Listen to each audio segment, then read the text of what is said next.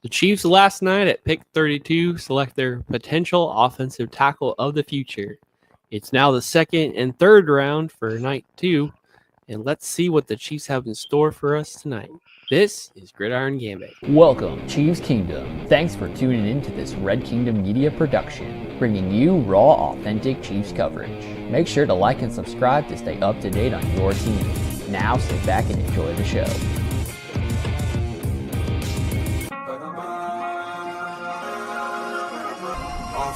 Let's work. Hey. Welcome to this Friday night edition of Gridiron Gambit, where at this point, myself and Dale will be talking about the upcoming Chiefs selections for the second and third round. We'll have a couple other guys jumping in and out throughout the night, but it is night 2 of the draft. Thank you all for tuning in. I see our X numbers are jumping in as hot as they were last night, so thank you guys in advance. We're hopping in now at pick 46 with the Rams, but thank you all for joining us, and we're just gonna hang out and talk football, talk Chiefs, talk draft. But Dale, how are we feeling the second night of our lives extravaganzas? I think overall, you like from last night with the pick of Josh Simmons, I think everybody was pretty much split. But at the same time, I think when you look at it from the full spectrum and in just overall in general, really can you get mad at the Chiefs picking him at left tackle? Because he was a projected top 10 pick at that. We knew that, of course, he was going to be one of the guys that people would take early on, and the injury bug is what made him fall. And I think the Chiefs felt like this was a moment right here, even though that we got Jalen Moore early on in free agency. We need to make sure that our tackles for the future is set, because regardless of what's happening, not only could this be a replacement for Jalen Moore if he doesn't work out, but also we can get rid of that Jawan Taylor contract next year. If, of course, he has just pretty much a simple average year, he does what he need to do. We can still win the Super Bowl, but hey, like, your time is up here. Appreciate your time here. You're a 2-time Super Bowl champion. If we do get one next year with him still on the roster, and we can move forward with the young guys that we have. So I think, yes, we want somebody quick. So we always love weapons here in Kansas City, right? I think you can't get enough of that with Patrick Mahomes. But at the same time, the focus is protection. And if you look at it, I think if you look at it like this, the first go around in 2021 when we got Creed Humphrey, you got Trey Smith, and then you went to go get Joe Tooney, you took care of the interior offensive line, and then you traded for Orlando Brown, which was for a first-round pick, so he was really our first-round pick for that draft. But that was a hole to fill at that moment. I think now with you locking up Creed already, you're working on trying to lock up Trey Smith, and then you feel Kingsley can take over at left guard. Your interior is back set. Let's go focus on the tackles now. Like, if we overcompensate, y'all can't get mad because we know who Patrick Mahomes is. He's the best quarterback in the league. So if he needs to carry us, we can, but we can't act like we don't have a Rashee Rice already. We don't have a Xavier Worthy already. We didn't bring back Hollywood Brown for another year. That would be top weapons, right? So it's like we can still work with that. So I think I made myself okay with it because I feel like we're going to make a move tonight where we're going to be able to fill probably a defensive tackle and also probably get a corner or safety that can go ahead and fill in that spot as well too, and kind of start filling in the holes that we need.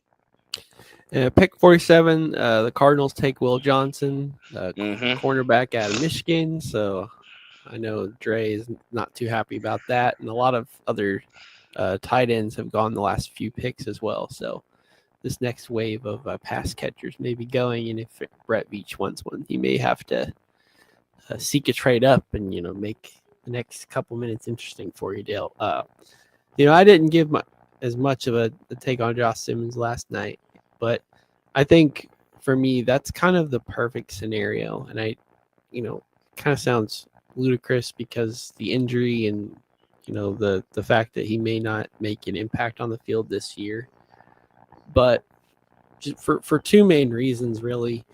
The fact that all the hype was like this is the top 5, top 10 type pick, like 1 year of extra seasoning to him, and the injury recovery is, he could be, a player above that level. And we saw so many other offensive linemen get taken last night prior to his selection.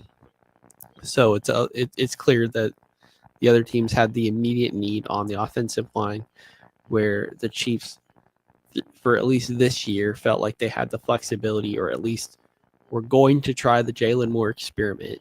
And either that really works out, and then you have a Jawan Taylor replacement, or Jalen Moore is not the answer, and so you bide more time with Jawan Taylor and allow Josh Simmons to be truly left tackle, and then assess his strengths there in the NFL versus NFL caliber. When in college he was fantastic, only allowed like one single failed pass block. So that type of stability is exactly what the Chiefs want right now, and to try to get that in a future left tackle, I think that's worth the gamble. And the Chiefs didn't have to do anything but sit till the very end of the first round, and make that pick. And all the reports were they really, really did their research on Josh Simmons. They essentially contacted him the absolute most. So, it may have been a Sonny Weaver note in the pocket, Josh Simmons, no matter what. And I don't think I'm upset with that. Some people wanted a pass catcher at that spot. We could talk about Luther Burden getting picked a little earlier here this second round, but I think the Chiefs addressed in what was not an immediate need, because they did bring in Jalen Moore, but addressed the biggest red flag they had with their first choice. So you can't be upset with that decision. And the Chiefs chose the best player they thought they saw on their board, and that was Josh Simmons. So I'm very pleased with it. And the other main reason that I'm thrilled with this selection is because a lot of the other offensive tackle prospects I had kind of looked into, they were all very specific. A couple of them, like Membu, I believe, was like right tackle through and through only. Will Campbell, I think he may be good enough to be jumping back and forth, but Kelvin Banks might be left tackle only. Trying to think of who else was in that mid to late first round range. Josh Connerly, he's pure left tackle only. But I specifically mentioned that Josh Simmons had flexibility. He played left side and he played right side. So because you play both sides, that makes you more valuable for Andy Reid, because he likes the ability to move you here, or where the best five are. If you're one of the five best linemen, and Josh Simmons is healthy midway through the season, he could make a start, and it could be at here you be left guard for a little bit, and then left just why not? Get him the experience. Do the kind of the reverse Kingsley approach. Come in, play guard easier, and then we'll work your way back to the outside, versus just assuming you can do it right away. So that's an option too. You're muted. And I want to point out as well too. Be on the lookout what happens at right tackle though, because Jawan Taylor dealt with a couple injuries, right?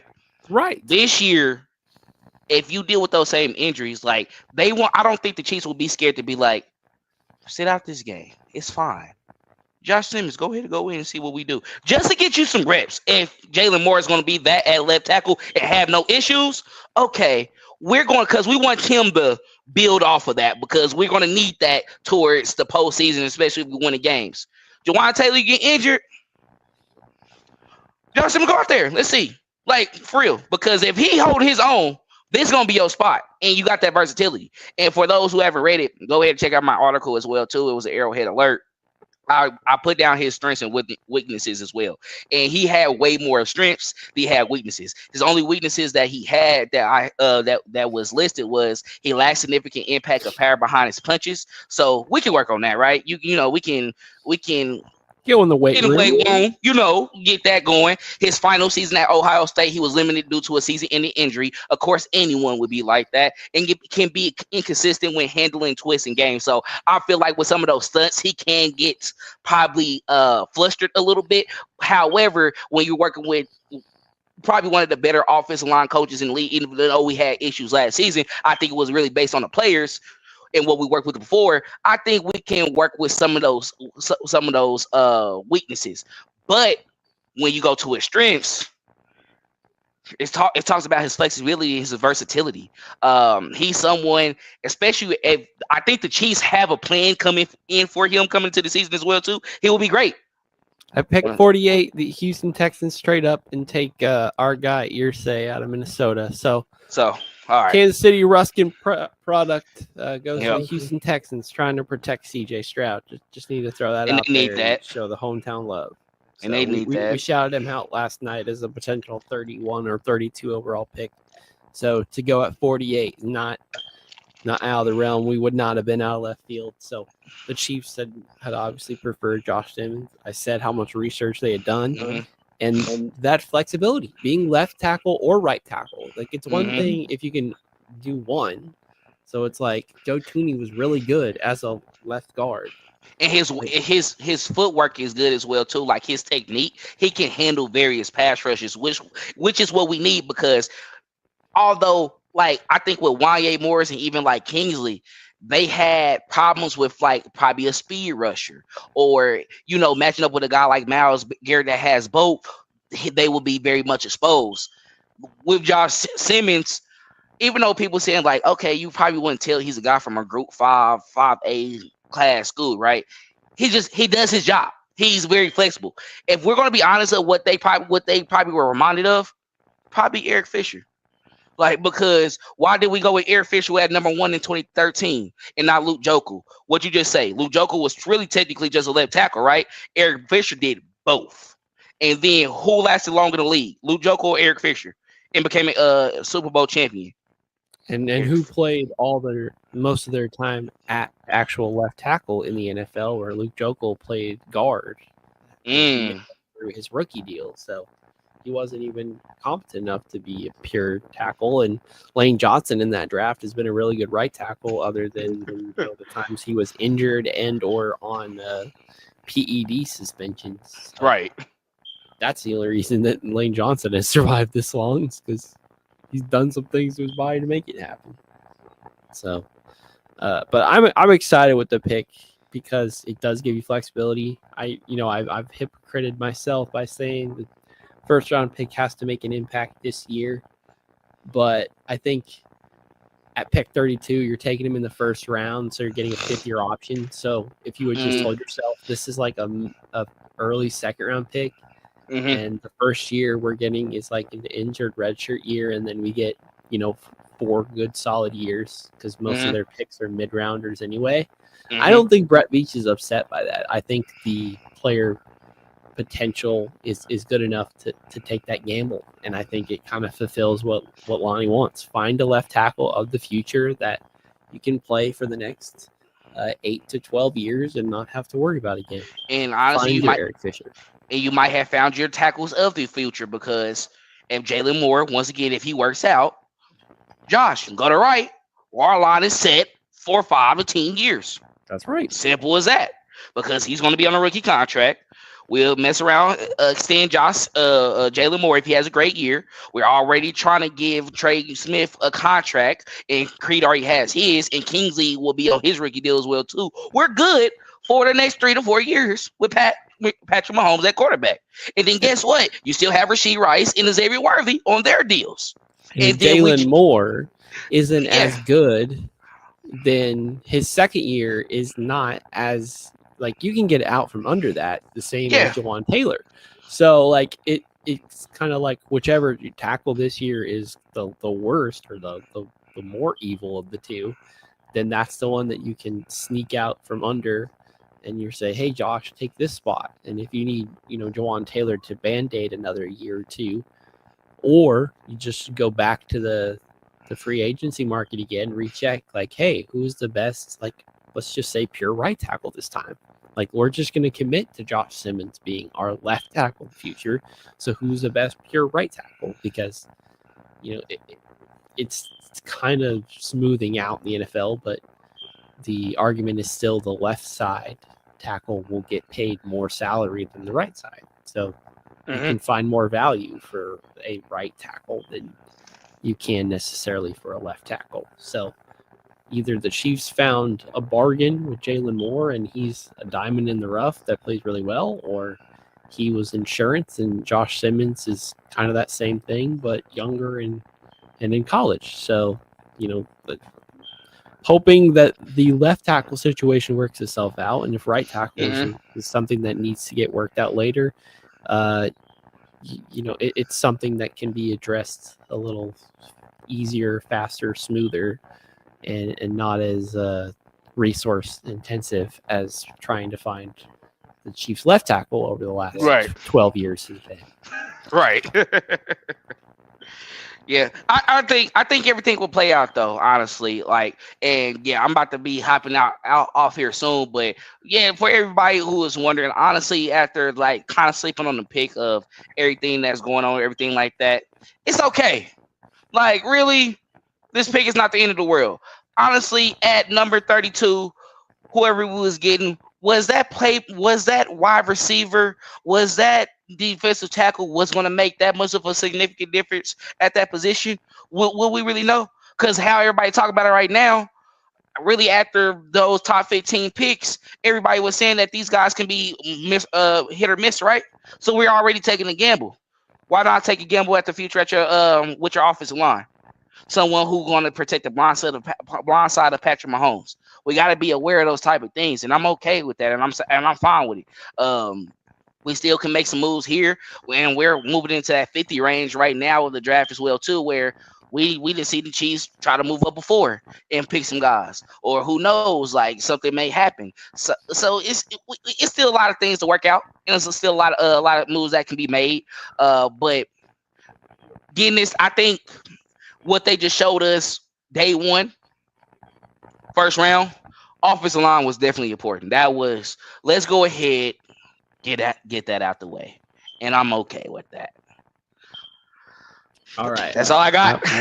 All right, I won't stall you. I know probably another time you'll want to talk about some of the picks that happened tonight and already that have happened. There are a lot of good players that the Chiefs or anybody else would have wanted are now off the board, but the Chiefs will still look for talent. But I'll let you go because you got more important things to deal with. So I'll hold down the fort and wait for my fellow comrades to join me as we break down draft coverage. But thank you for tapping in, Dale. And no problem, bro. If we don't see you again tonight, then I know you'll give more of your takes on Saturday live, which will not be as resource intensive, and it will be a lot more lax than this. As you can tell, I've changed scenery. I'm trying to make this a lot better of a view, or user experience this time. But we're just getting comfortable.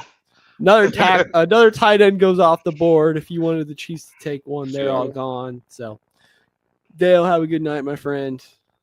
Peace. See y'all later. Go Chiefs. All right, now it is just me, myself, and I holding down the fort. Nobody on YouTube right now, but that's cool. All the people on X watching. It's a little early, but I gotta go ahead and pay the bills real quick. So be back in a second. Make sure to like and subscribe. Follow us on all our social media platforms at Red Kingdom Media. Please like and subscribe to our YouTube channel. Leave a like or a comment so we can reply and interact with you and make you a part of the show. If you listen to us on Spotify, please rate us 5 stars so we can increase our reach in the playlist. Follow us and all our contributors on all the social media platforms: TikTok, Instagram, Facebook, and X. If you'd like to come on and talk Chiefs, message us so we can potentially set that up. Do you enjoy written content? Subscribe to our Substack. We have both a free and a $5 a month subscription and post on there frequently. And if you have any interest in being a contributor on the writing staff, feel free to reach out and we'll be in touch. It would help support the brand if you would purchase our merch, like the shirt that I'm wearing currently. Set up an order for one of these or 2 or 3, and this will allow us to expand our inventory options. Thanks for being a part of this channel, And if there's any partner that's listening to this interested in sponsoring the show or any other content that we produce, please reach out. Now, back to the show. Thank you all for sitting through our promotional content. Really appreciate that.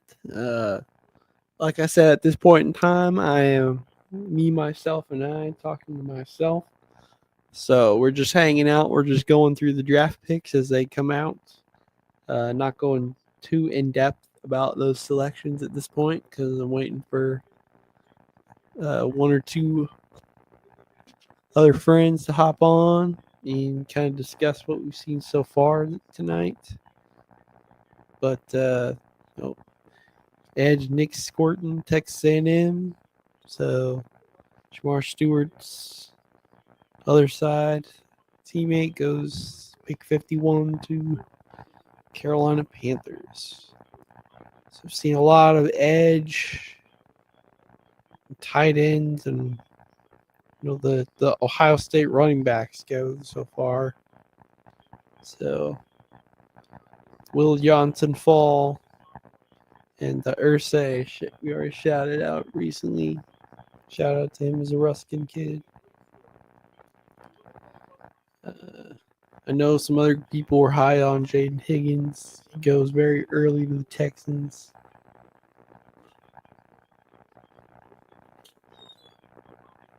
And like I said, the Ohio State running backs going within one pick of each other.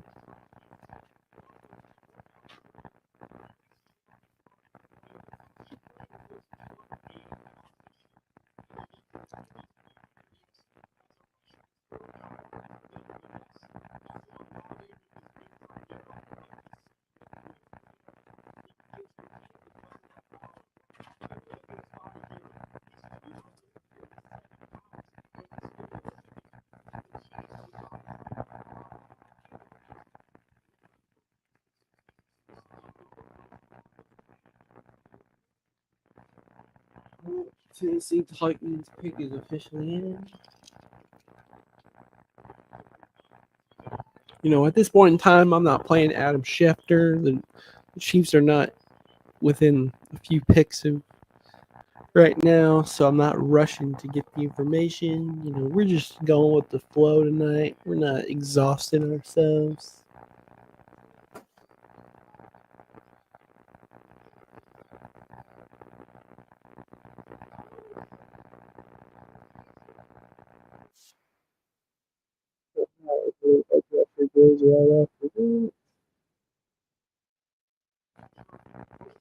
Out of UCLA, Tennessee Titans. Going from a standing linebacker.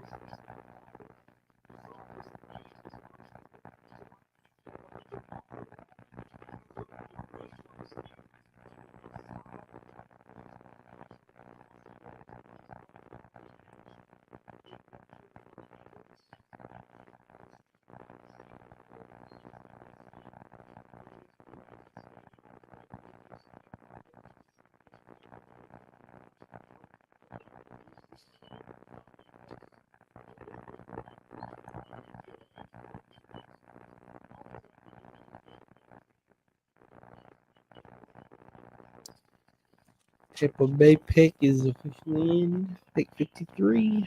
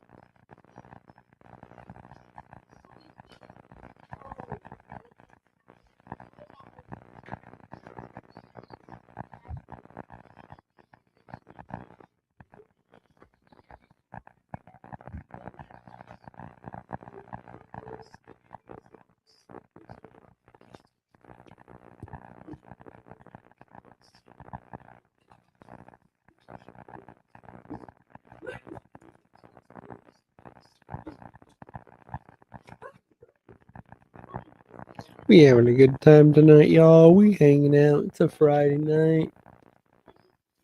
I got the Royals on in the background for myself. We all might be watching something else. Calm, chill evening.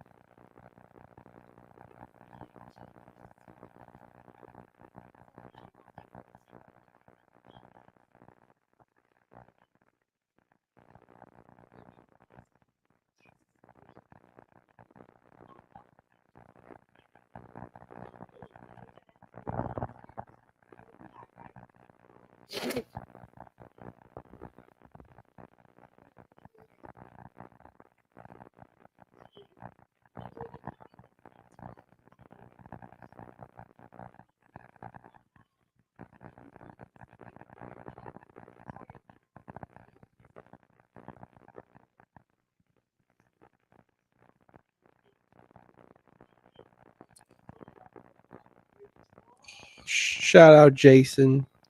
Shout out Jason the Dunn. Taking in the second round in 1996, y'all. History in the making right here.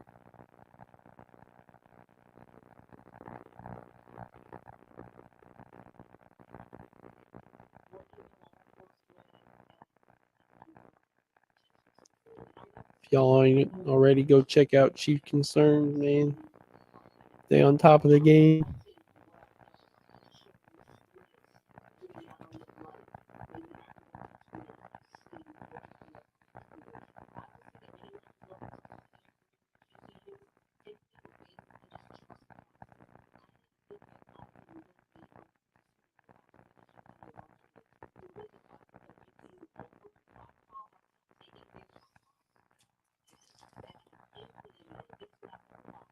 Anybody in the chat, let me know which move you were, I guess, most upset by so far. Who got taken? You're like, shoot, I really wanted them to target him. I think any of those Ohio State running backs are probably high on the people's lists, but I don't think the Chiefs were going to try to target those guys in upper 30s. I think like most of the mock drafts tried to put them in the 60s range. So to go upper second round versus the bottom second round means it costs a lot more value that way. So running back wasn't necessarily like high on that list, but we've seen teams this draft. But you know, the Raiders take Genty in the first round, and I was kind of panning that pick just because of the position. But if they make a giant comeback and second place in the division, then you know I can't flame that and blows up in my face. So Buccaneers take a cornerback.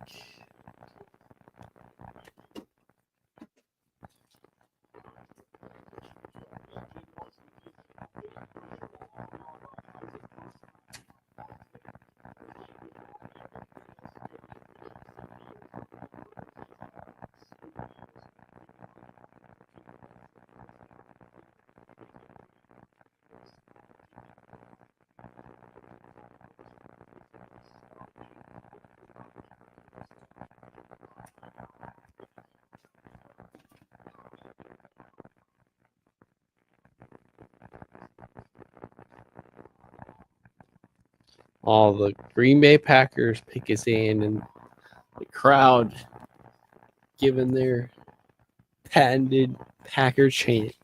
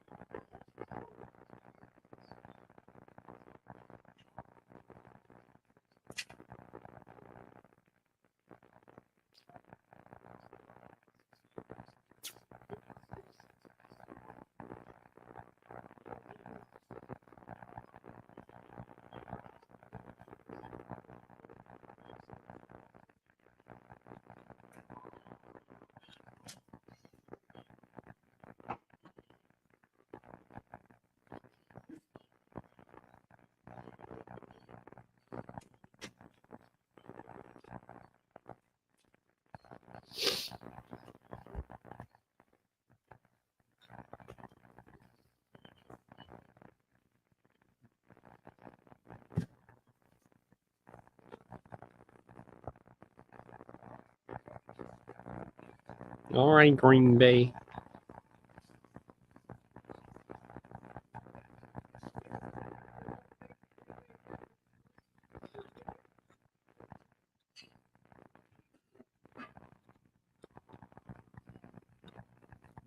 Jordy Nelson, K-State Wildcat.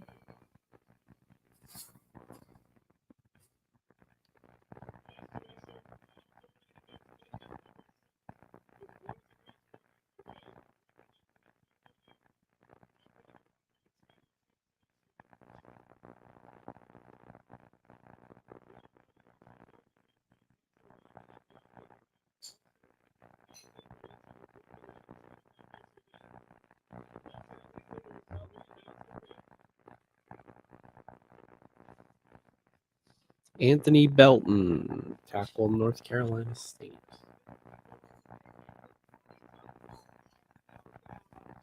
Shout out Boys and Girls Club.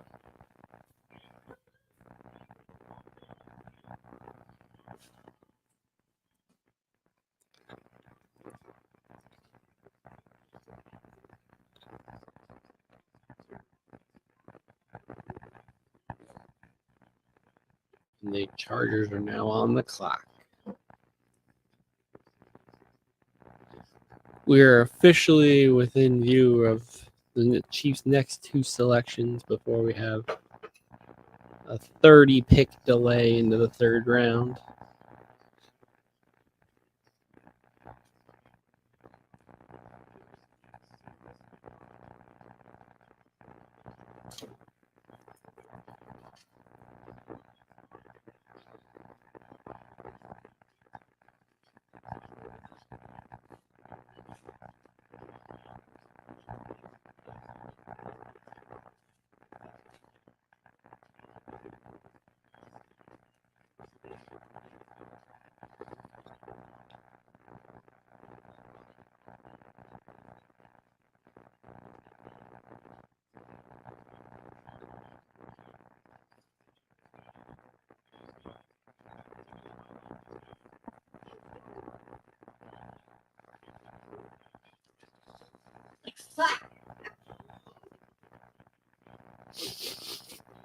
Finally got somebody else on stream with me. He was trying to eat my chocolate. It's pretty emo.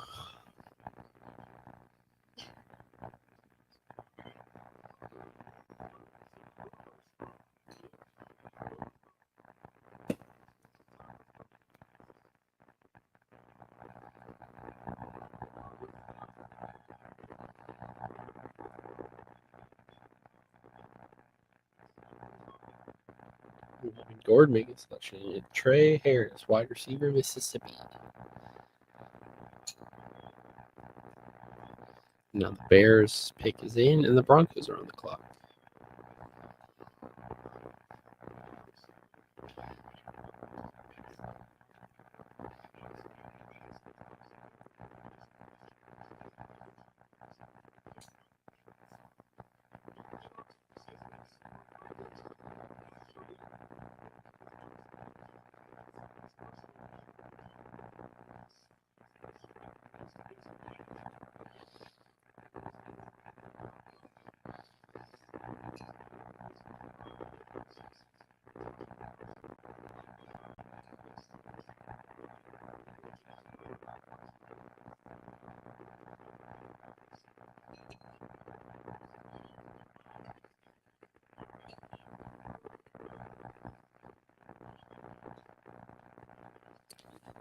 So the Chargers have gone offense with their two draft choices.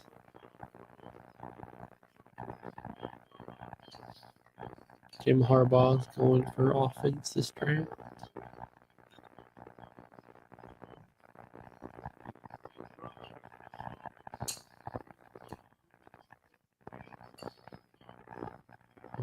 Place. Thank trouble, yeah.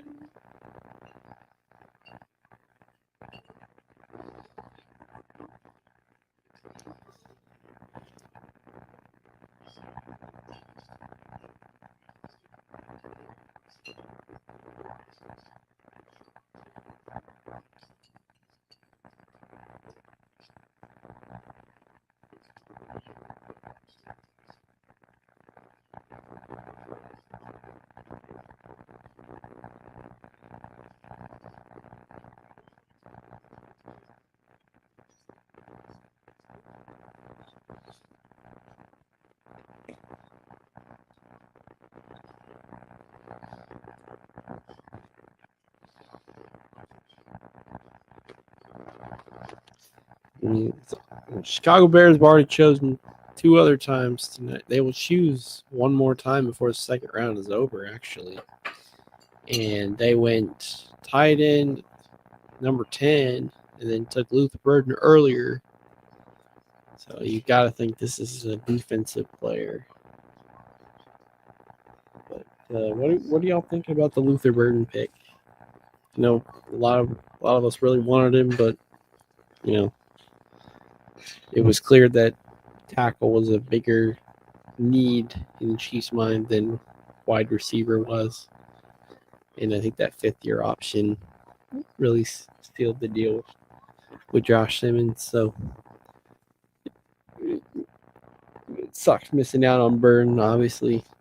I know some people wanted to keep him here at home, but you know, can't always work that way. Ryan Pohl's been in the area with us, been with the team, so makes sense. Want to bring some of the same philosophies over.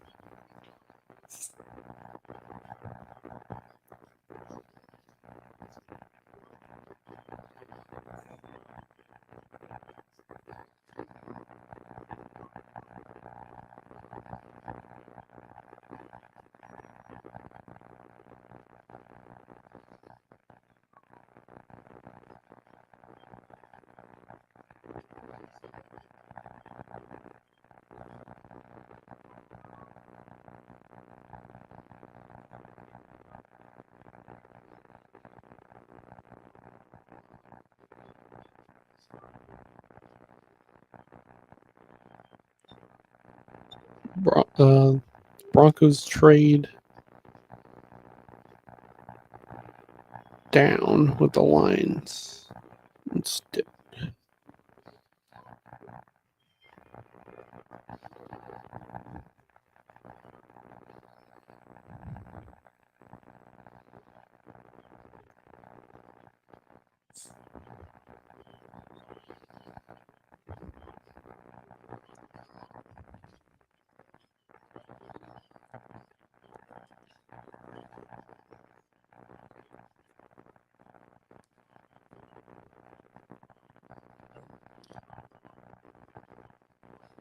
Lions decide to fork over a 4th-round pick to the Broncos to move up 4 spots.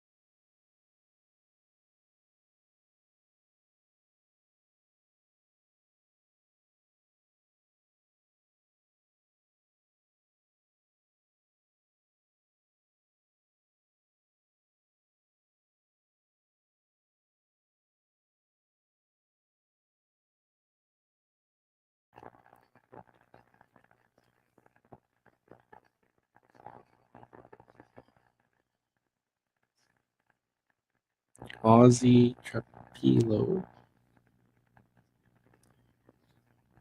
Boston. So the Bears continue to go offense. Their third selection.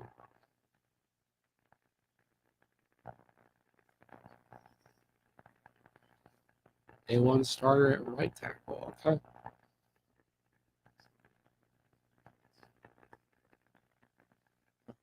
It's almost 6'9". Yeah, it's pretty big.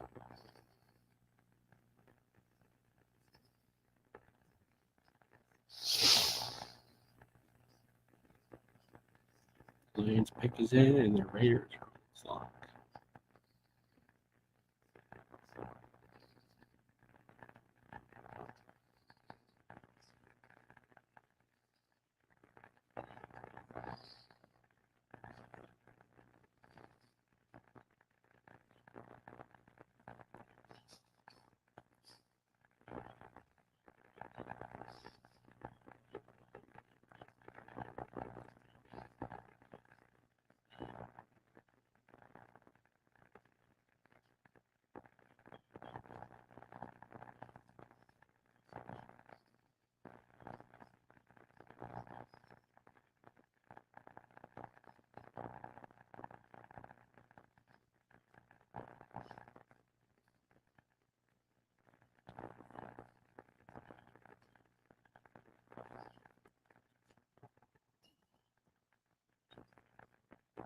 Keeping it casual today, everybody. Keep it casual.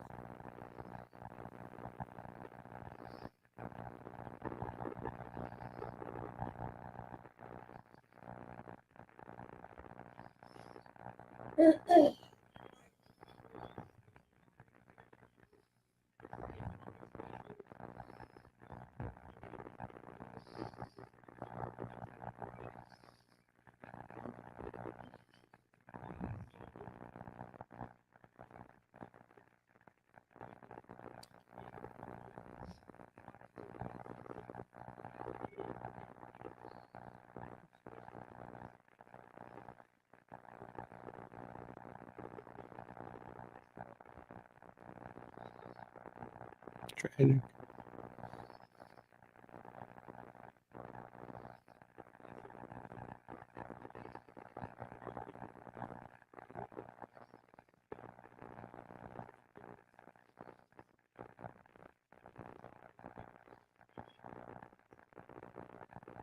prayers for those who serve.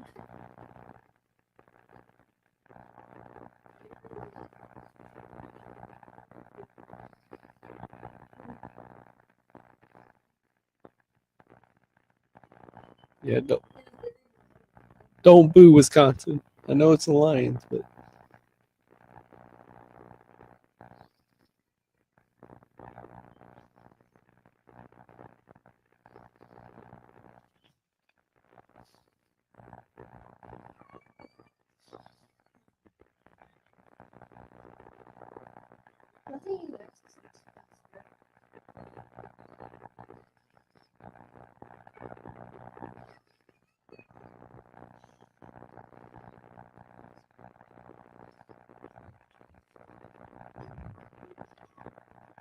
Tate Ratledge.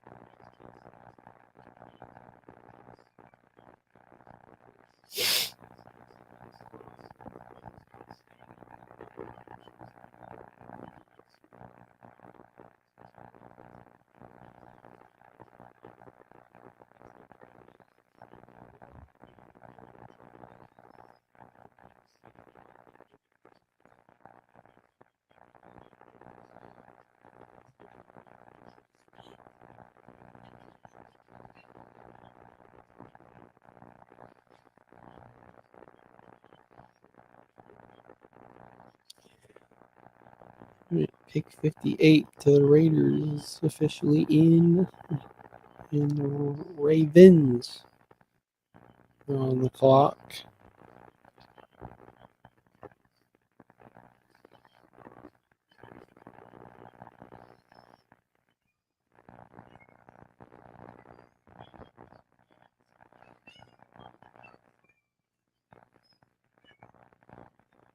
Are y'all having some fun tonight? Are y'all having some fun tonight? I'm having a hootenanny of a time.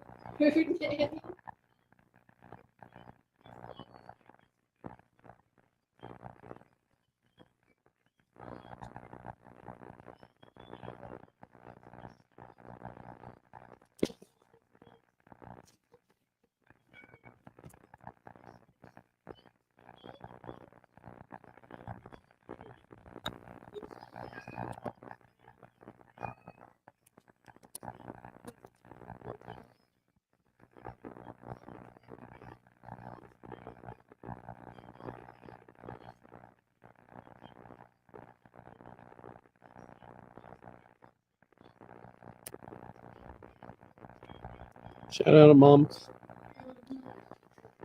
And there goes Jack back to the Ravens.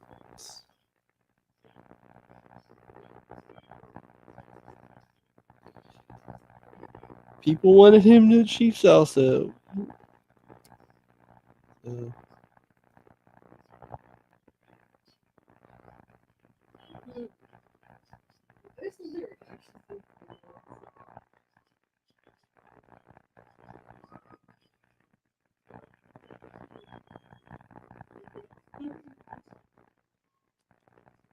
So far, the Raiders have taken two really good offensive players with their two selections as well.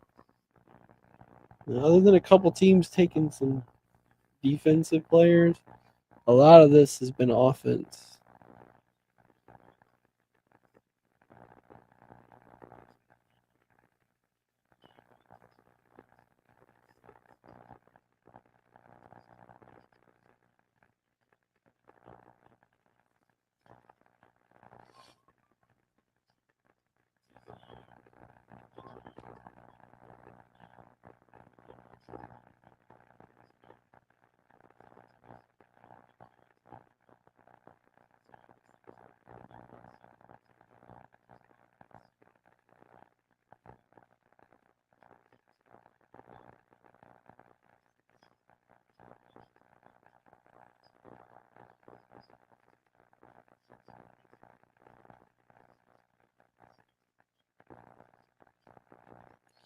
Ravens pick is in, and now the Broncos at pick 60 are on the clock.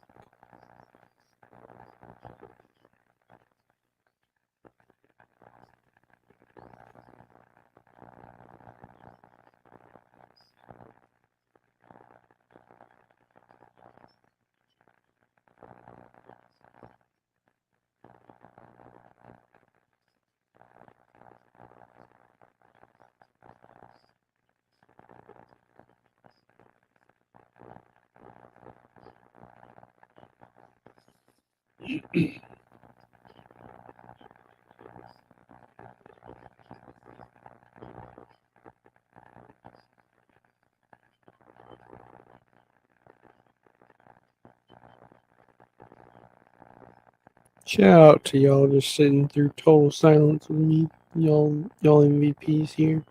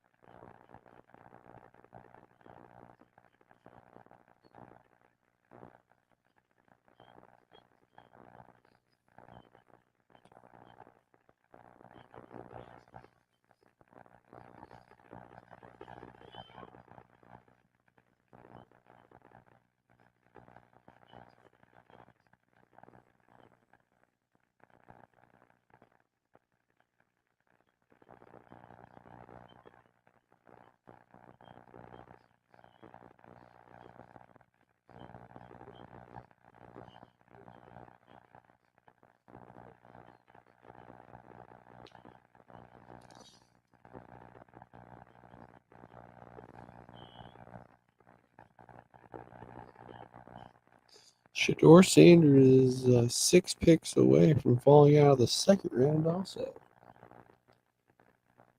Dion cannot be happy that his son is being disrespected.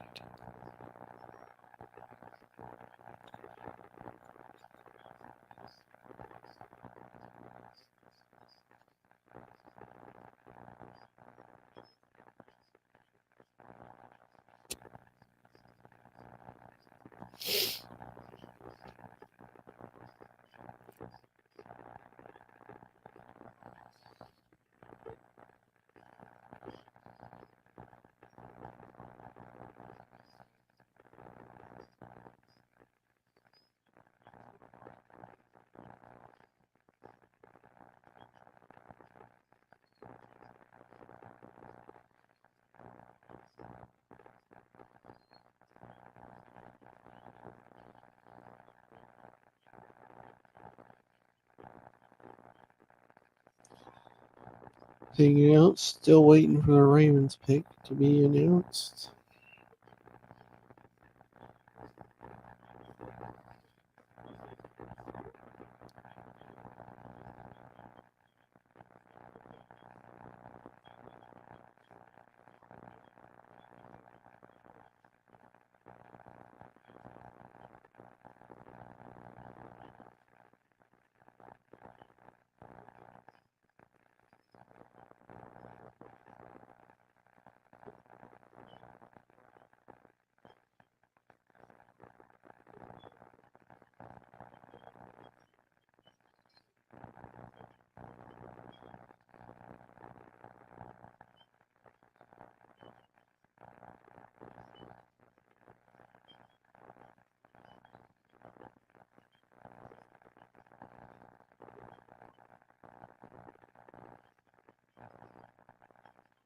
Mike Green and Jenna Marshall officially goes to the Ravens. A lot of people are probably upset the Chiefs were not able to take him because that was a name that flashed. But the Ravens are really good at taking defensive players.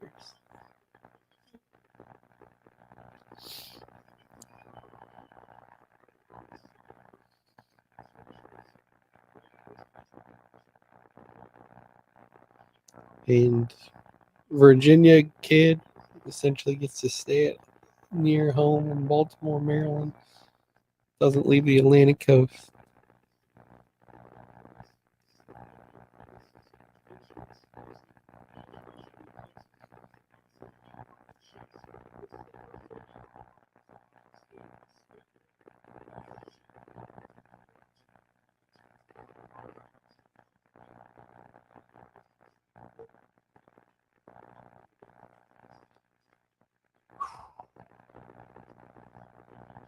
Just ran him over.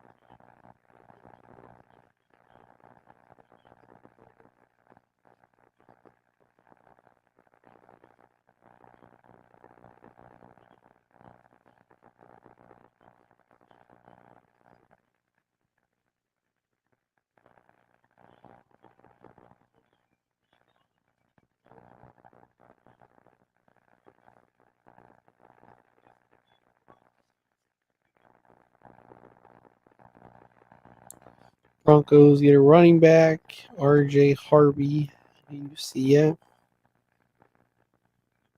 And Commanders at 61, taking quarterback Trey Amos. So the Bears are on the clock. The Chiefs are one selection away. And I'm here all on my lonesome to take in that reaction.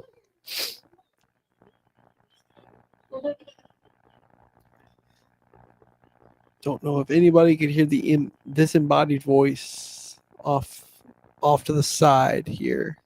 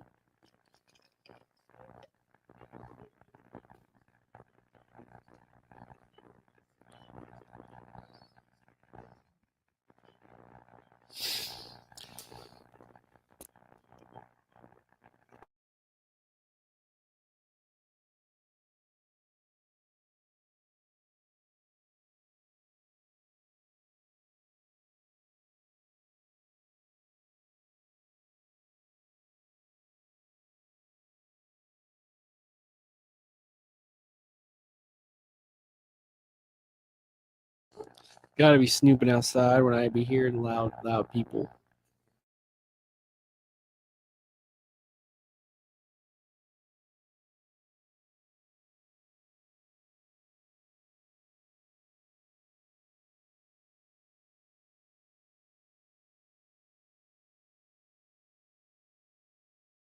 All right, the Chiefs are officially on the clock, so we are going to take another quick break. And then by the time we return, we may have our selection. Make sure to like and subscribe. Follow us on all our social media platforms at Red Kingdom Media. Please like and subscribe to our YouTube channel. Leave a like or comment so we can reply and interact with you and make you a part of the show. If you listen to us on Spotify, Please rate us 5 stars so we can increase our reach in the playlist. Follow us and all our contributors on all the social media platforms: TikTok, Instagram, Facebook, and X. If you'd like to come on and talk Chiefs, message us so we can potentially set that up. Do you enjoy written content? Subscribe to our Substack. We have both a free and a $5 a month subscription and post on there frequently. And if you have any interest in being a contributor on the writing staff, feel free to reach out and we'll be in touch. It would help support the brand if you would purchase our merch, like the shirt that I'm wearing currently. Set up an order for one of these or 2 or 3, and this will allow us to expand our inventory options. Thanks for being a part of this channel. And if there's any partner that's listening to this interested in sponsoring the show or any other content that we produce, please reach out. Now, back to the show. We are back. The Bears have selected another Texas A&M defensive lineman named Shamar Turner this time. And your Kansas City Chiefs are officially on the clock. We are eagerly awaiting what that selection may be.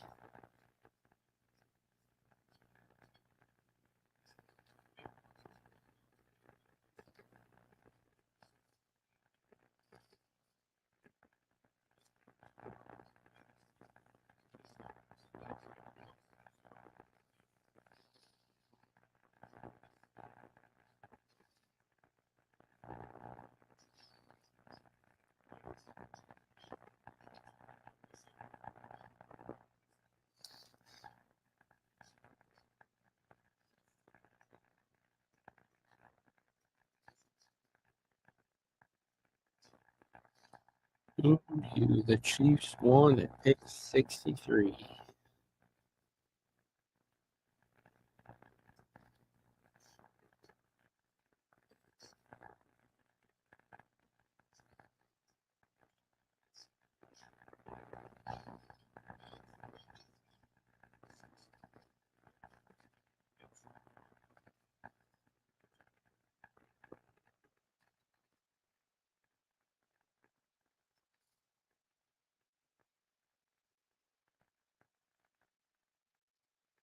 Well, here we go.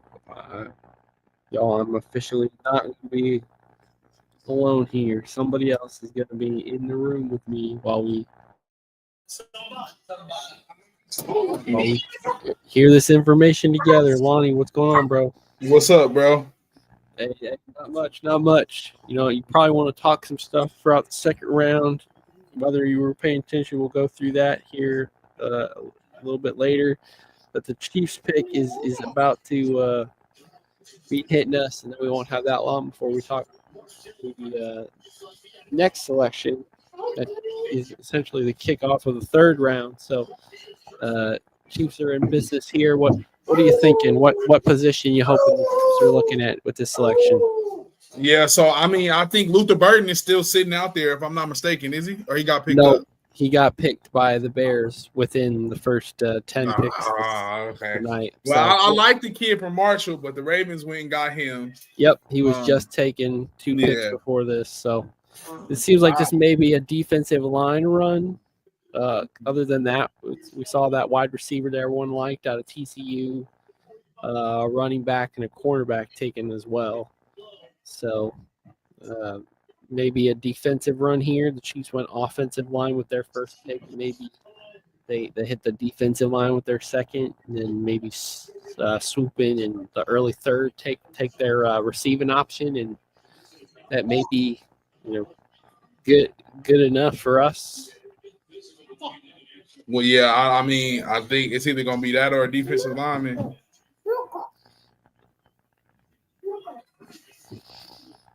Judkins got took by the Browns. Yeah, the Ohio State running backs went within 2 picks of each other. So one going to the Browns and the other one going where? The Patriots. Okay. The wide receiver out Iowa State, went like early first 2 picks, and our guy who went to Ruskin High School here in Kansas City went at 48 to the Texans. Okay. Will Johnson went to the Cardinals before that. The Saints take a quarterback, and it's older guy, Tyler Shook, and not Shador Sanders. So at this point, Shador is going to fall out of the second round as well. He might just want to go back to school at this point.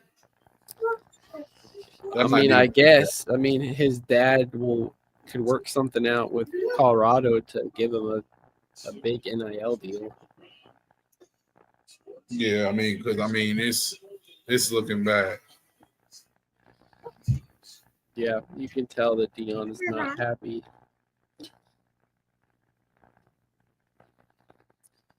All right, the Chiefs pick is officially in. I'm waiting to see who that name is.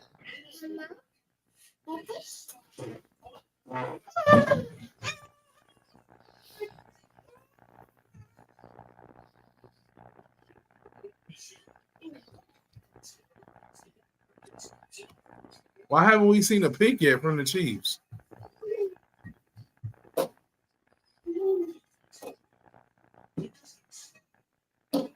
Okay, we get who the Bears pick. We don't care. This is getting crazy on Twitter, man. Like everybody else releases their picks. Now they trying to hold in picks. Being very secretive about ours until after the fact.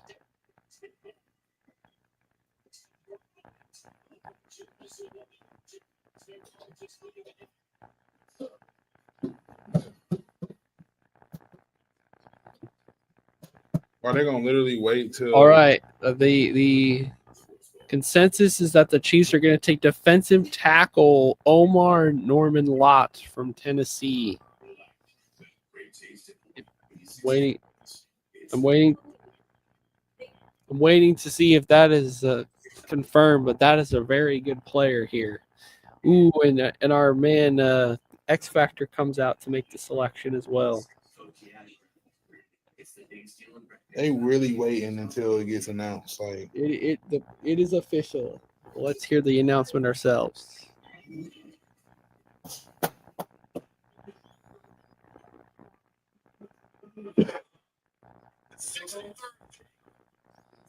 Chiefs.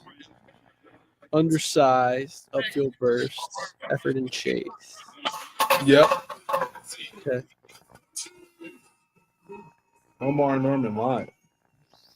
So this is going to be a guy that spells kind of the Derek Nottie role, I think.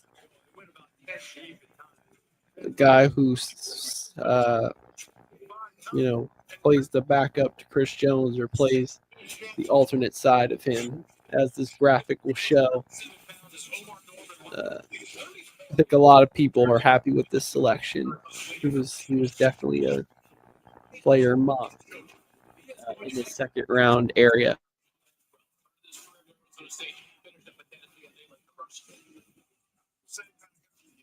Mm-hmm.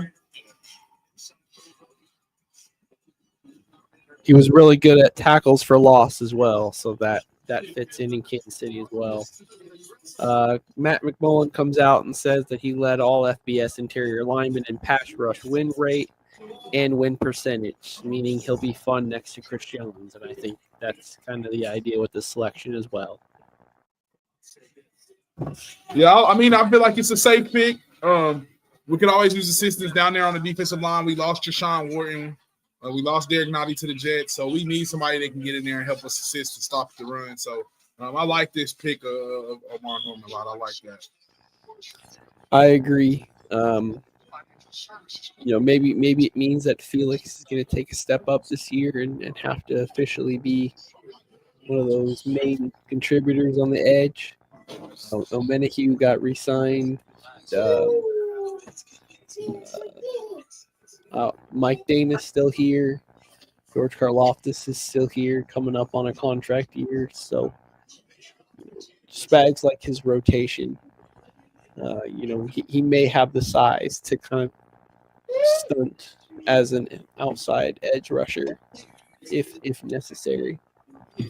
But yeah. I think he's got the smaller, stouter defensive tackle size that we've seen, like Derek Nottie, the kind of the run stuffing defensive tackles. So if it's just run stuffing, you're like, oh, maybe it doesn't fill the need in the second round. But considering you can get tackles for loss, that's a step above just being a defensive run For sure. stopper. If you get tackles for loss, you're in the stat sheet, and that's good enough to flash off the screen. Yeah, but it just doesn't seem like he played a lot. Said he only had 17 snaps. People are very excited with this selection, thinking that Norman Lott is going to thrive playing next to Chris Jones, and that he's going to get a lot of one-on-one opportunities, and he will excel in those matchups. So we have reasons to be excited here. That the Chiefs got some line juice with their first two selections, and I know Lonnie, that's pretty much what you were hoping for the most. Yeah, but I mean, that's how the Eagles beat us. It was in the trenches. That we always thought the Chiefs' trenches were up to par, but I mean, the Eagles made it known really quick that we were nowhere near where we needed to be competing in the Super Bowl. So, only way to fix that is to try and go out and get guys and supplement whatever you're missing on that defense and offensive line. So, they doing exactly what you said. What we said, throw bodies at the position. That's all you can do at this point. We don't know what's going to stick until guys really get in and we see what's working. Because the Chiefs let some of their defensive tackles walk in free agency, so I'm trying to think who is the other defensive tackle starter next to Chris Jones on our roster right now. That are really coming to mind because we let Wharton walk. I mean, I think Noddy finally left as well. So Jerry Tillery kind of plays an interior role. He's been mostly listed as a defensive end, but he will rotate to the inside.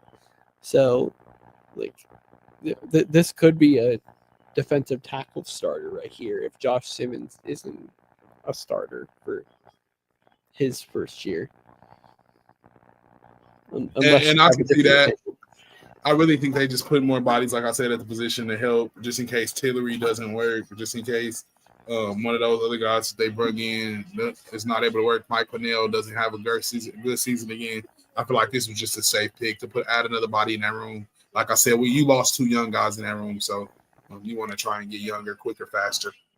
All right, the Eagles take a safety with the last pick of the second round, and the Giants have already submitted their pick for the first in the third round. So the Kansas City Chiefs are back on the clock again. Hope you all enjoyed that brief conversation we had. Norman Lott. We'll swing back around him again because we'll have a long break before we get anywhere close to pick 95 again.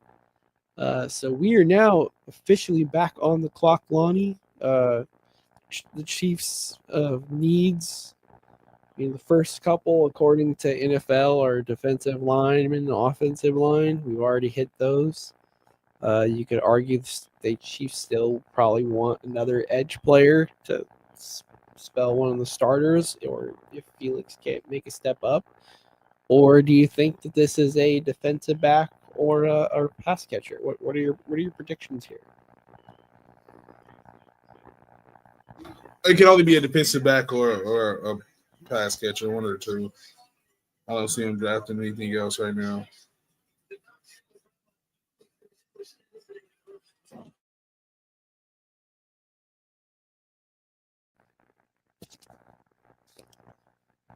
All right, we're getting the announcement of the Giants selection.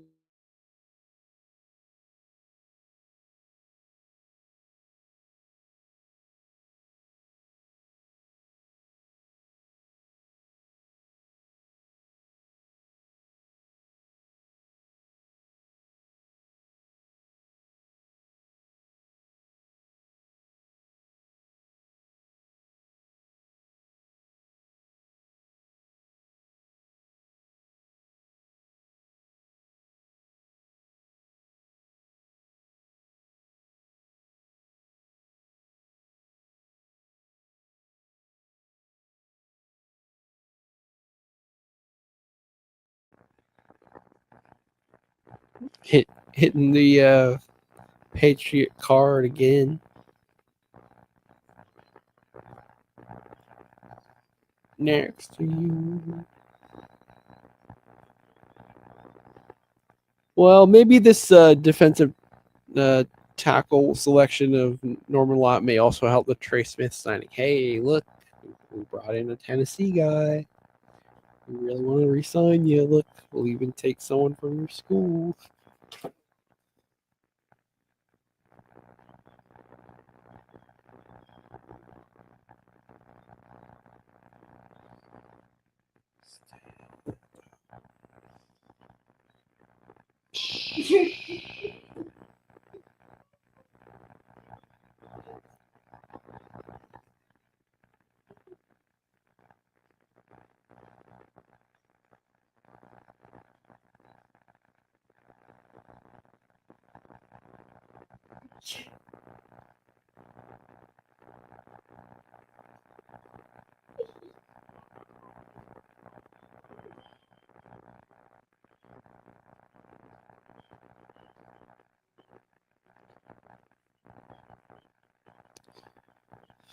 All right, waiting to see any of those selections. Chiefs are still on the clock.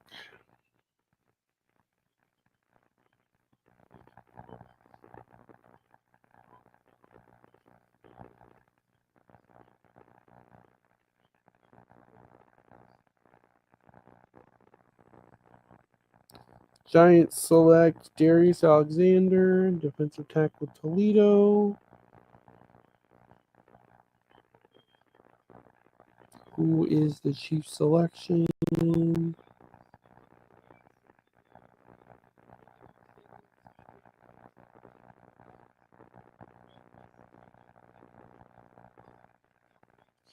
Pick is in. Who is the selection for the Chiefs?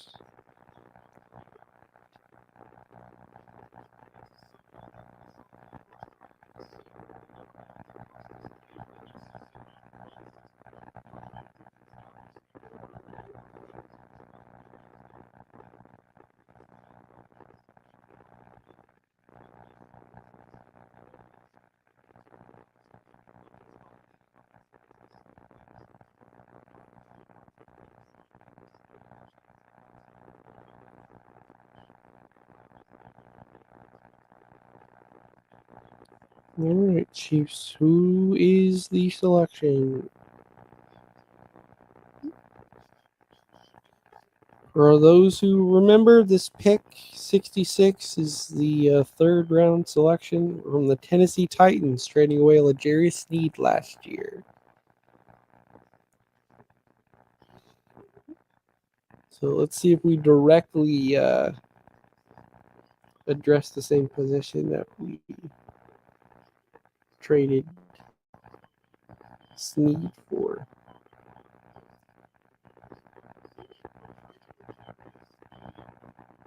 I just said that, Rich Eisen. Ashton Gillette, edge Louisville. So the Chiefs continue to go off the defensive line.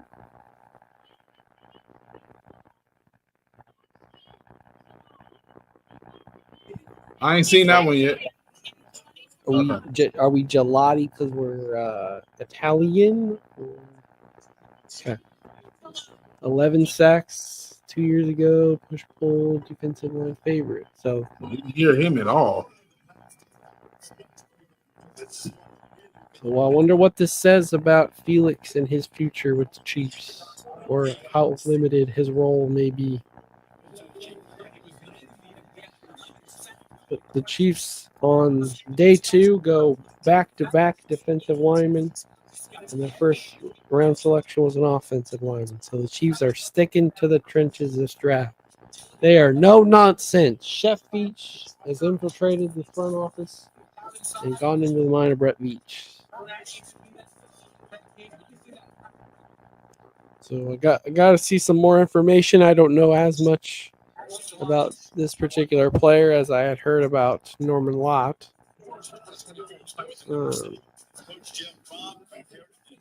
But from what I see Gelati has the versatility to kick inside, and we know that Spagnuolo loves to do that. If you're an edge who can play inside and rush interior, then he can find a spot for you.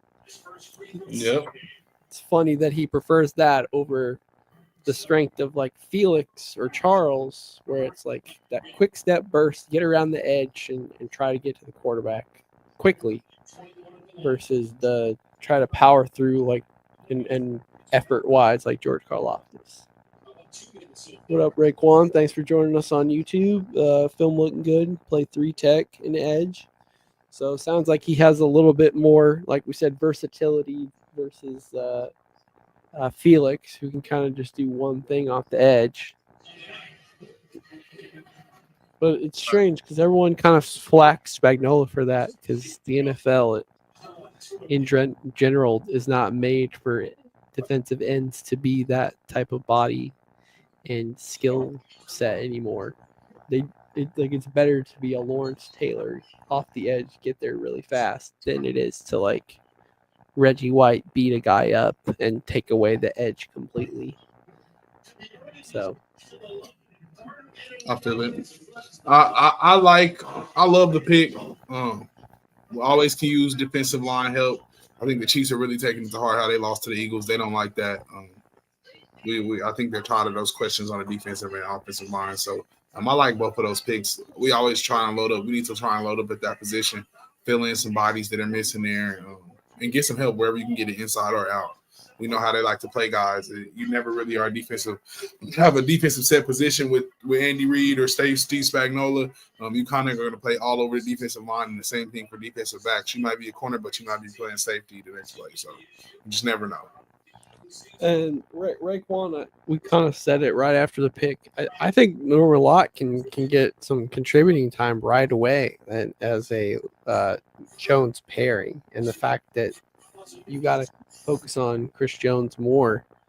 I think Norman Lott can succeed in one-on-one situations.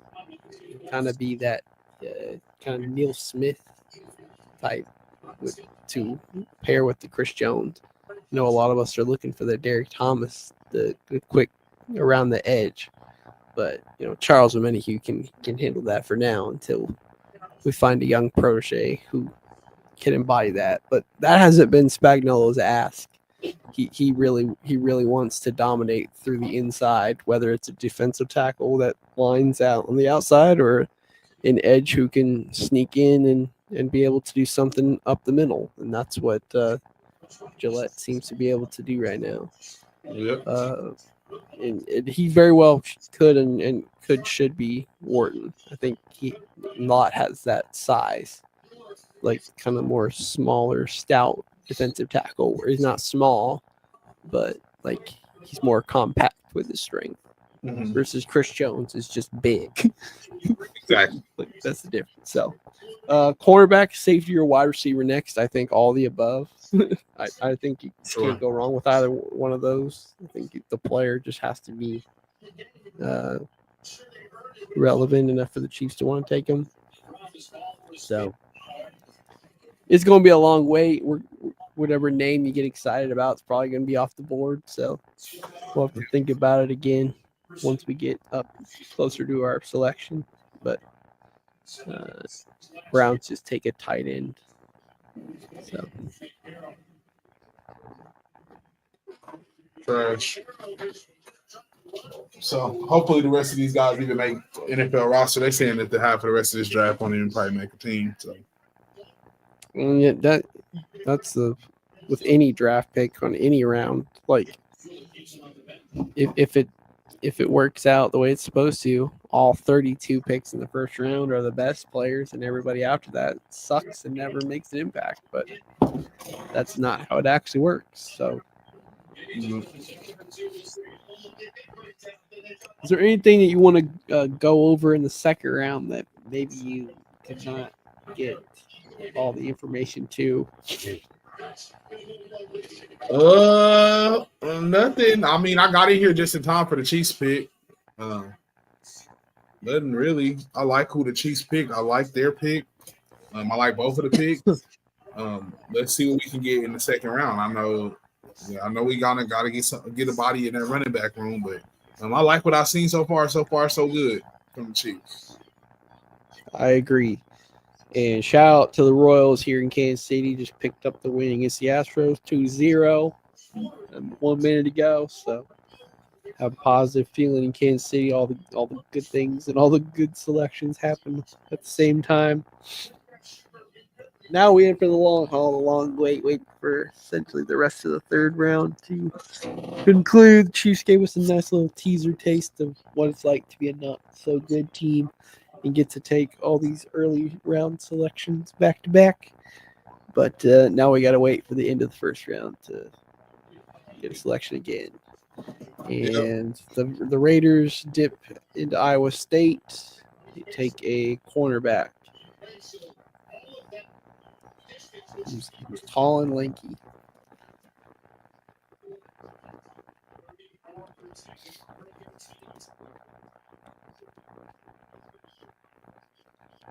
All right, so now it's just watching the board.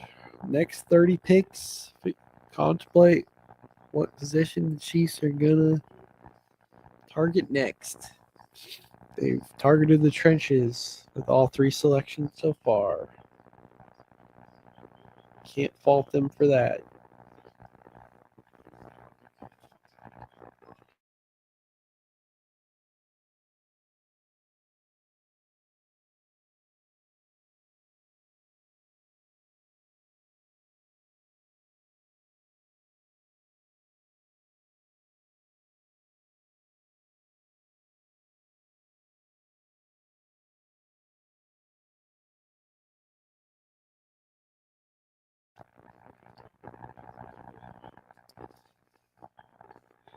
Patriots select with pick 69.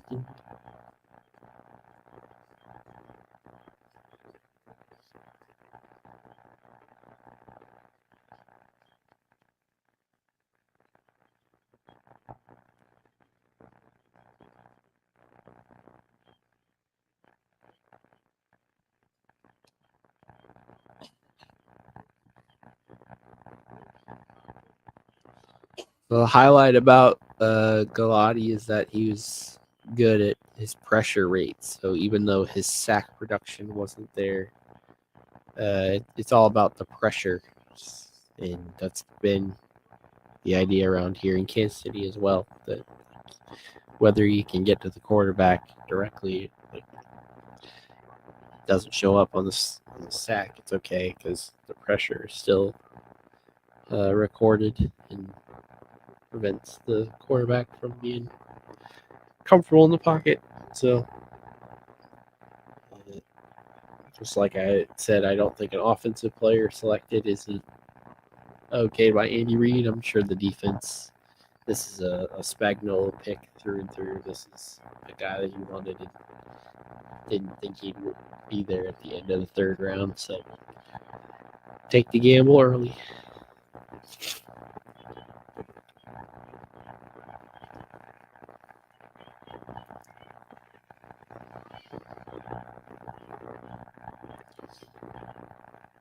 Patriots selecting a wide receiver.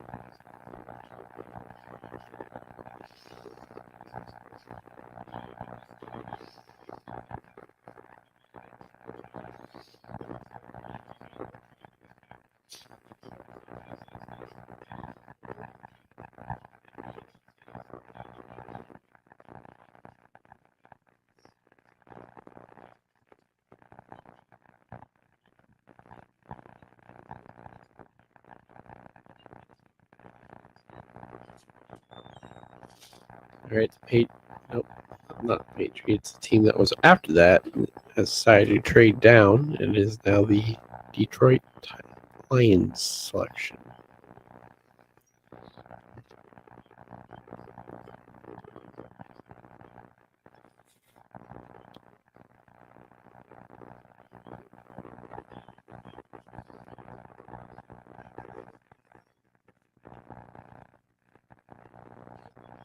I just checked out the Gelati kid on Instagram.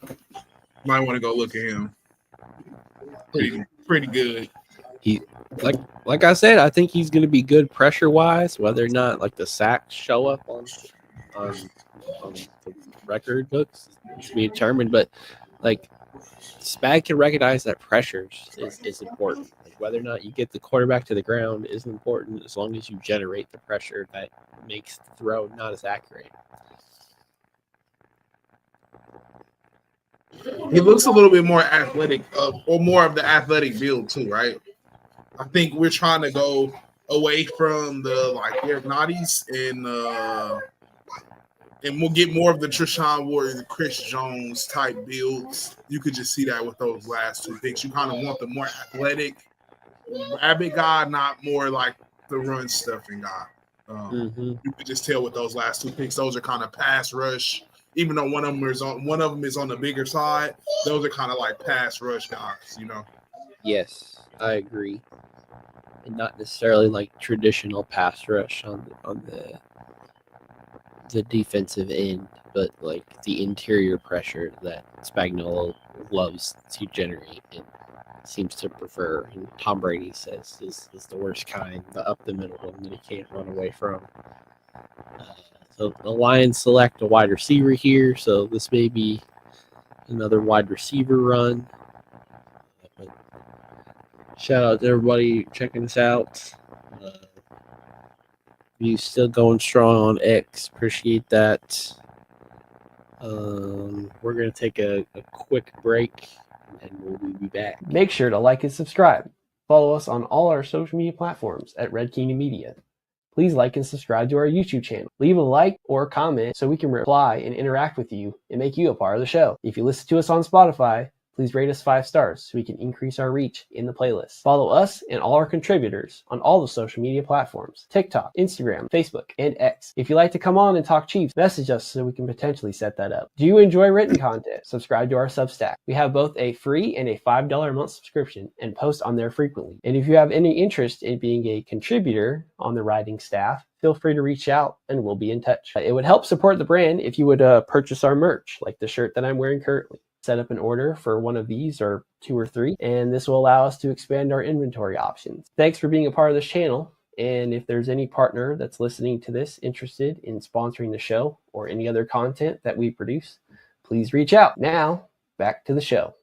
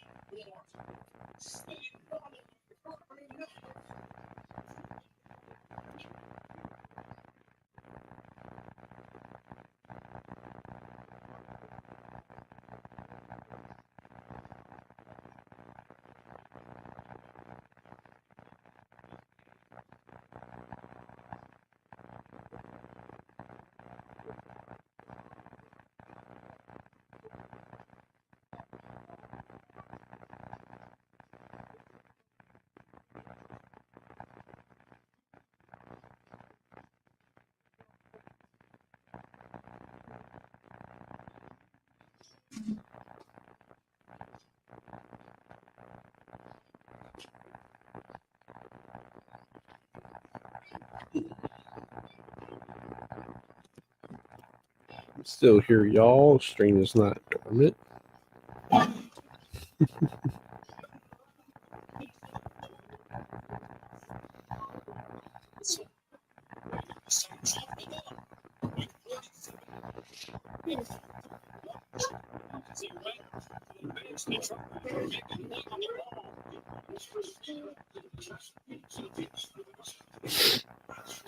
I'm flipping back and forth. NBA game. Draft is too boring. I'm not watching them both. I got to flip back and forth. We're honest, y'all. I mean, I had the Royals on in the background the whole time until we had an official final score. There's only so much we can wait for selections, one at a time. Yeah, and especially with they're saying the draft is going to be so bad, we are wasting our time watching these cats get picked. I mean, that's what they're saying, though. We don't know. that's the case. And just off of me saying that, it probably be one of the best drafts probably now. Just because I keep saying it. I kind of said last night that the draft needs to start adapting now, because if online reports can get a pick 4 minutes before we see it on TV, then the TV needs to hurry up. I'm sorry. Like, we're a too quick attention span. We're like, goldfish levels now. You got to give us entertainment all the time. You got to be fast. You got to be moving. And this like stalling for each and every pick and being, 4 picks behind, that's not going to do it in today's internet society. We watch these live events because we want to see the things happen as soon as they actually legitimately happen. So the draft is going to have to start picking up their entertainment. We're going to need to be speed running. Yeah, but you don't get your 8 minutes walking out of the green room anymore. We flash your graphic up. Here's your few highlights. We got a quick interview, and here comes Roger again. Here comes Rod. Like, we gotta go. We ain't waiting. Look, that would take the shine away from kids, and then what's the thing to go to the draft, get a suit, walk the red carpet. So it's a little bit of mystique to it too. But I mean, if you really want to be technical, only the people that know they're going to get drafted in the first round at this point are there. And then now, even if you're going to get drafted in the first round, or you probably still having a draft party, because it's just you got more people. You can have more people at the draft party than you can at the draft. And it's kind of embarrassing sitting there and then you don't get picked. You got to go back a second day. So it is kind of archaic. It's kind of old, cavemanish, but the technology is definitely evolved and they got to get with the times. But I don't know, unless they make it virtual, and they don't want to do that type of stuff. Remember we did that, and it was like, I think they want to make it to where it's a thing. You take the pictures, you hear your story, you get to. They want to see a raw emotion all over the world. So I think it's a little bit of gamesmanship to it, but we kind of get away with that. We got to kind of like at least start popping them up on the board. Like, we got to start doing something that's like not just sitting there letting somebody talk and like, no, like, because the pick is out. It's already out. So you might as well go ahead and break it. Maybe it's as simple as treating the first round like the 7th round now. Like, when the pick is in, we're showing the graphic. We can do the announcement and all that stuff after the fact when it's shown on TV, and we're not necessarily trying to keep up with the action of the actual selection being made. And it is more like a TV thing where there is a period of a lull. We may be some picks behind, like catching up with the actual players, but we know what the selections were. So like people like us could be like, okay, mark this, do this, because that's how the NFL teams are doing it. They're getting the information as soon as cards being handed in. They're not waiting for the big announcement over the big speakers when the pick is done.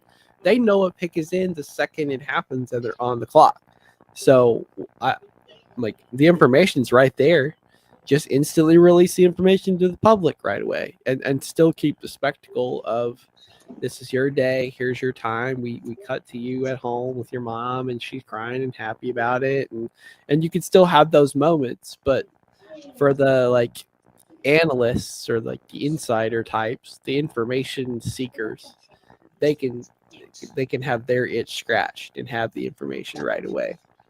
Because if you think about how the draft has slowly evolved, we never saw any of the draft picks. Like the Hall of Famers from the 60s and 70s, you never got seen or heard. They never had their name announced. They got a telegraph saying, yo, you got drafted by this team, so report to their training camp. This is how much you'll make. Like, it was very hush-hush about a lot of the stuff.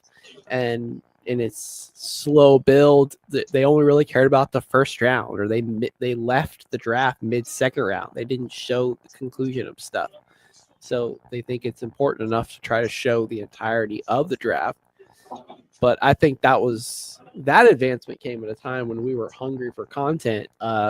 society is definitely not hungry for content. They like the NFL, but the draft is too slow of a process for the TikTok brain of people that it needs to just be more flashy slideshow. Here's this, here's this, here's this, here's like all the information flashing by at you.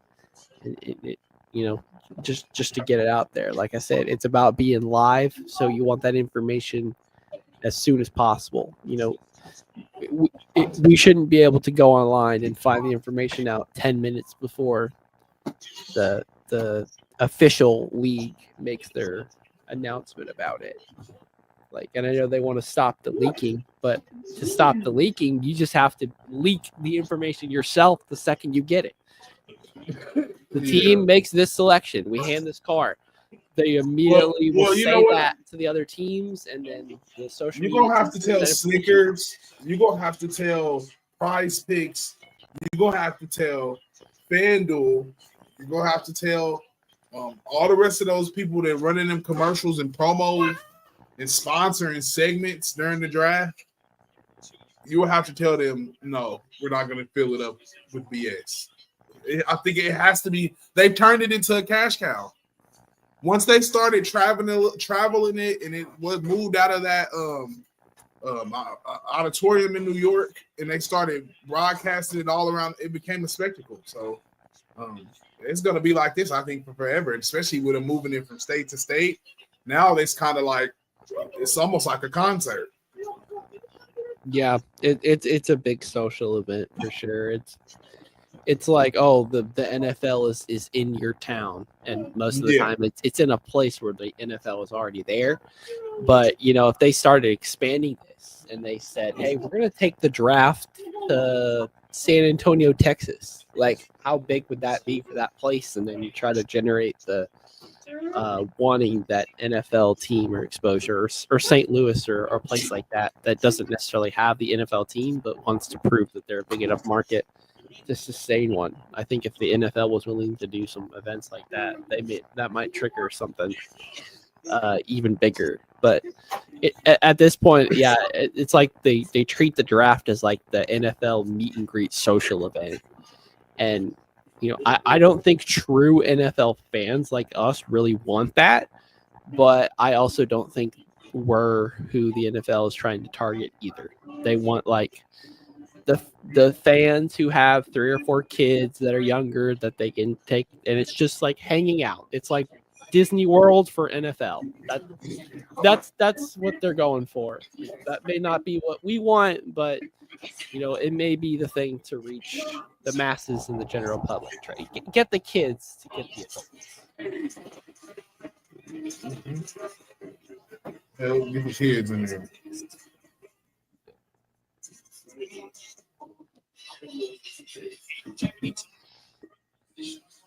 We are hanging out right now. We are waiting for the Broncos selection to be in on TV. We're currently at pick 74, and we are awaiting the Chiefs selection at pick 95. So, 10 picks have already gone by pretty quickly, so we may not have that much longer of a wait. Do you feel like the Chiefs are going to want to make a move to get another selection tonight, or you think once we see pick 95, we're done here for the Chiefs for the night?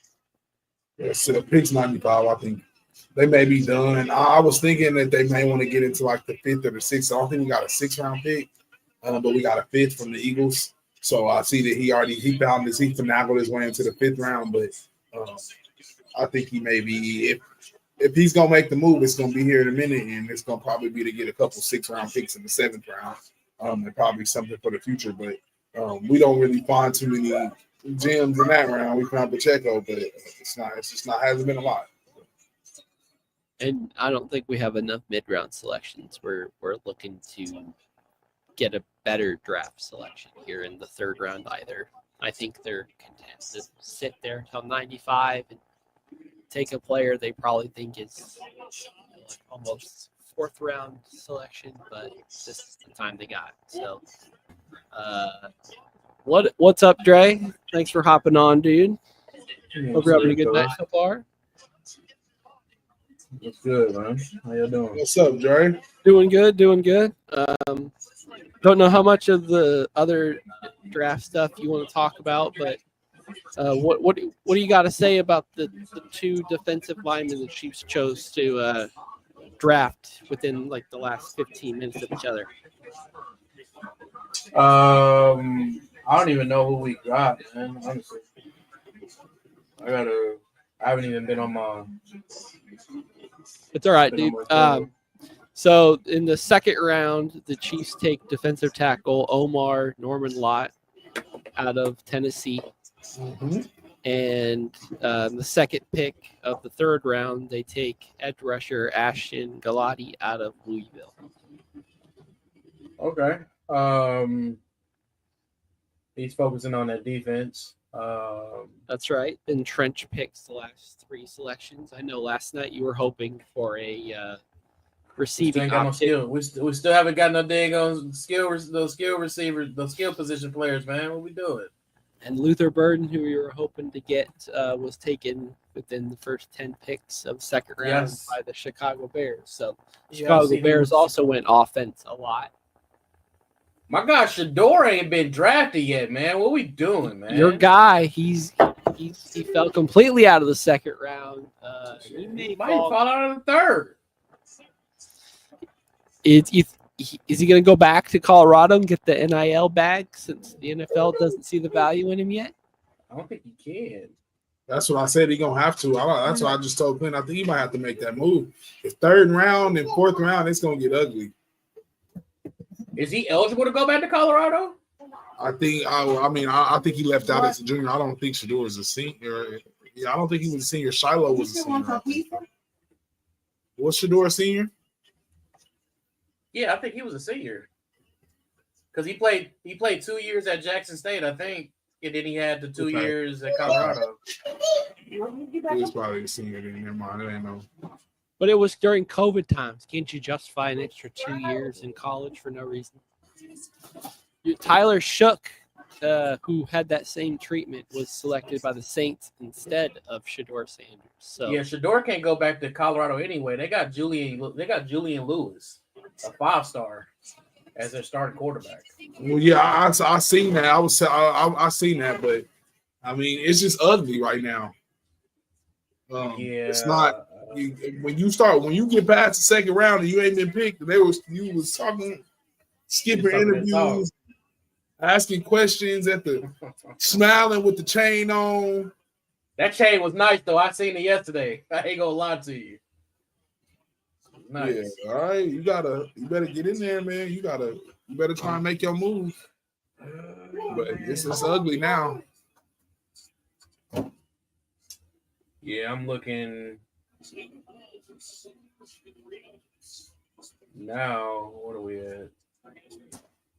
The Cowboys pick is in. He can't even.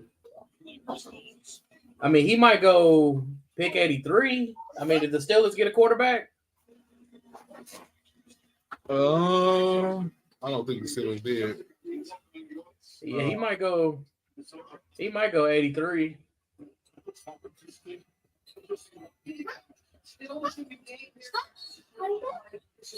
Oh, I like the Jets pickup though. I'm looking at the pickups right now. I wanted Darian Porter, but the Raiders got him. Yeah. I like Darian Porter out of Iowa State. I was a fan of Azare Thomas out of Florida State.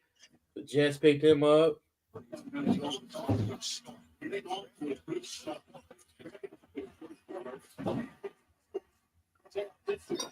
don't know, man. My boy Shador getting a big slice of humble pie, man. He might not. It's not even a slice, dog. It's the whole pie. Exactly. He got it. It's bad. I don't know. I don't know if it's his daddy or what he did now at this point. I don't think it's not his dad, man. At this point, it's they said that he was pretty bad in them interviews, man. Said it was just arrogant. Gotta be careful with that sometimes. Everybody not their daddy. He basically they said he walked in there basically saying that the league needs me. He like, y'all need me. I don't need y'all, basically. And basically what these teams are doing right now is showing him like, bro, we don't need you, bro. But Tyler showed though out of Louisville going to the Saints though over Shador. After the combine that I seen that he had, man, come on, man, what we doing? We can't hear you. He's that type of quarterback. He's a pro-ready quarterback. Like Tyler? Yes. Like he had already done it in college, just like Jackson Dart is. So that's why those quarterbacks were taken ahead of Shador. Shador just doesn't have like a talent specifically. Like he can just get things done, a la like Russell Wilson, which is why Russell was like a third-round pick, and it depends on the franchise to trust him, because nothing about the player stands out that signals that he should be totally the guy in charge. He's a winner. Not necessarily like I gotta get it as team success, but I mean his numbers they speak for themselves though. I mean he's one of the most accurate quarterbacks in the league. He doesn't have the strongest arm, but he puts the ball where it's supposed to be though, and he doesn't make a lot of mistakes on the football field. And he's doing all of this with one of the worst offensive lines in football, both seasons at Colorado. Yeah, I mean, he's definitely put up the numbers. Definitely been amongst the top of the quarterbacks, but I kind of do get what Clinton is saying. He it's not nothing that he does where it's like, and that's what I was telling Dale, it's nothing like wow. Cam Moore has some wow moments where it's like, dang, you could do that. Shador, he does that, but it's like he's not elusive. He doesn't really like run for real. He takes some bad sacks. Just holding on to the ball too long. But it's like you can find flaws in anybody's game if you sit and look long enough. But I just feel like he's definitely under a microscope more, and then how he acted didn't help. So yeah, the heat is on at this point. Now what should do? I don't think it was more.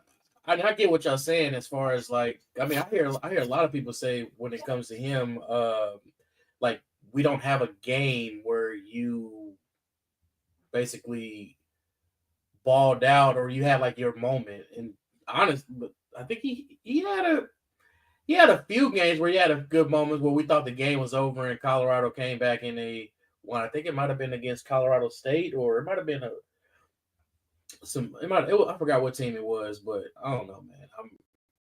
I don't know, man. Hell, like Shiloh said, bro, he like, shoot, they making you wait. Just imagine what they doing for me. Shiloh going undrafted. Shiloh going. If your brother sliding like this, bro, and he the second best quarterback, he's the second best rated quarterback in the league in this draft. Yeah, bro, Shiloh going undrafted. Damn. Well, I don't know. If it's bad for Shador, it's definitely bad for Shiloh. So, but I wouldn't say it's too bad because he got a lot of good film. And he's a kind of freak too.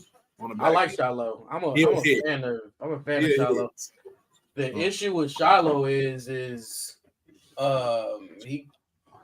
coverage issues sometimes, man. He gets lost in that sometimes, and he does miss some tackles. Tackling is an issue of his, but he can hit though, and he's smart as hell on that field. So I don't know. I was talking about it last year when they were playing. I was like, maybe with us losing Justin Reed, does Brett Veach later on picks round 6 or something? He go get Shiloh. Yeah, I don't know if it's Shiloh or another safety, but we'll see. He got to go get something. He's gonna have to work his magic and get a DB in that back end. One of the two. Yeah, he's got to do that. He's got to make that happen. Who's the best DB available right now? Let me see.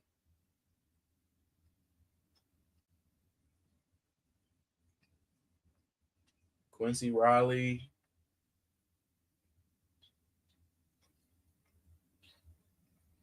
Noah Williams, Jacob Parrish. I don't know. Kobe Bryant still sitting on the board. Rock chalk, baby.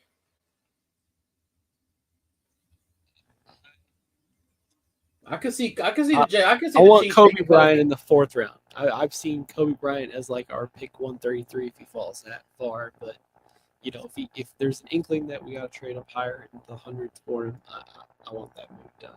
Like I want Kobe Bryant also. Yeah, I like Kobe Bryant.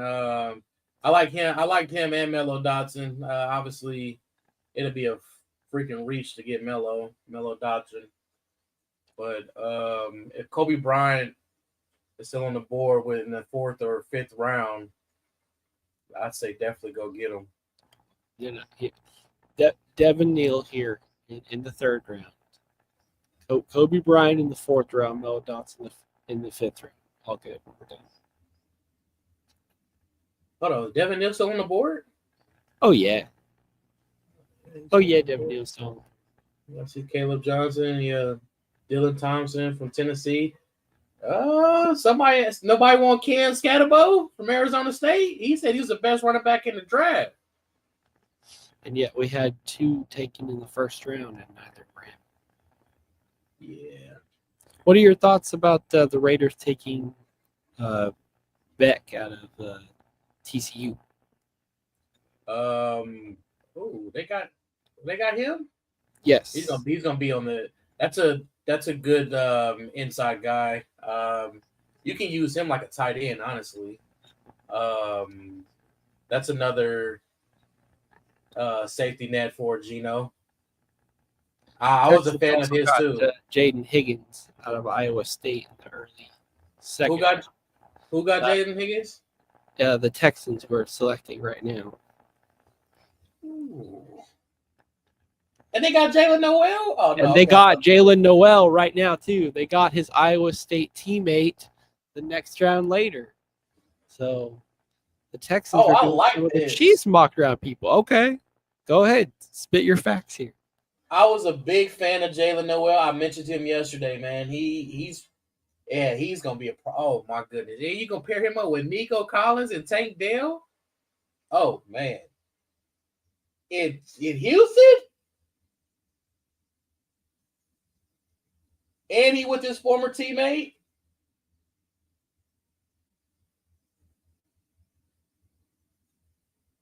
Come on, man. Brett, come on, man. Nah, man. Whatever.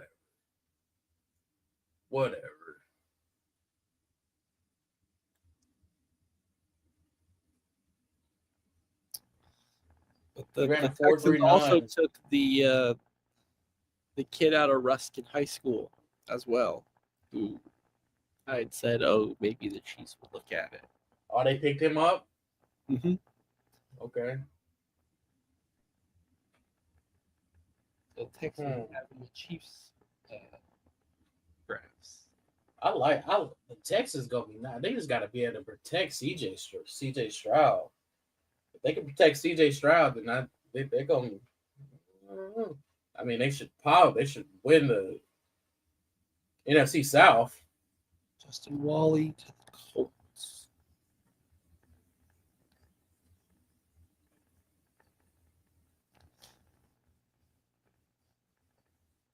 Yeah, man.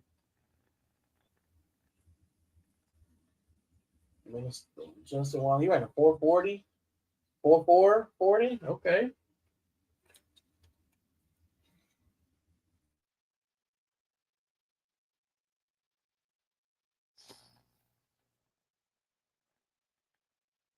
The Chiefs are officially within the screen of the ticker at the bottom. 14 picks away. But officially within.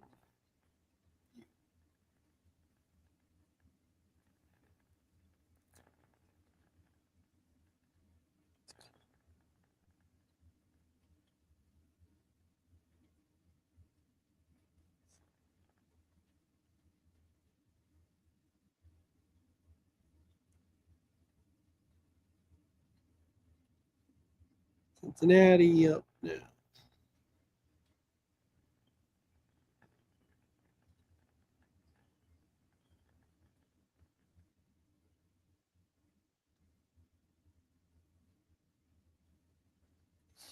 Did Cincinnati pick up any defensive players?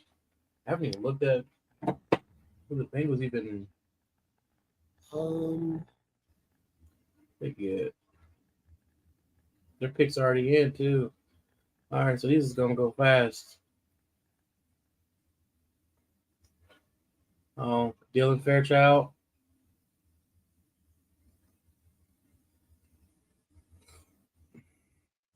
Guard. You gotta protect Joe.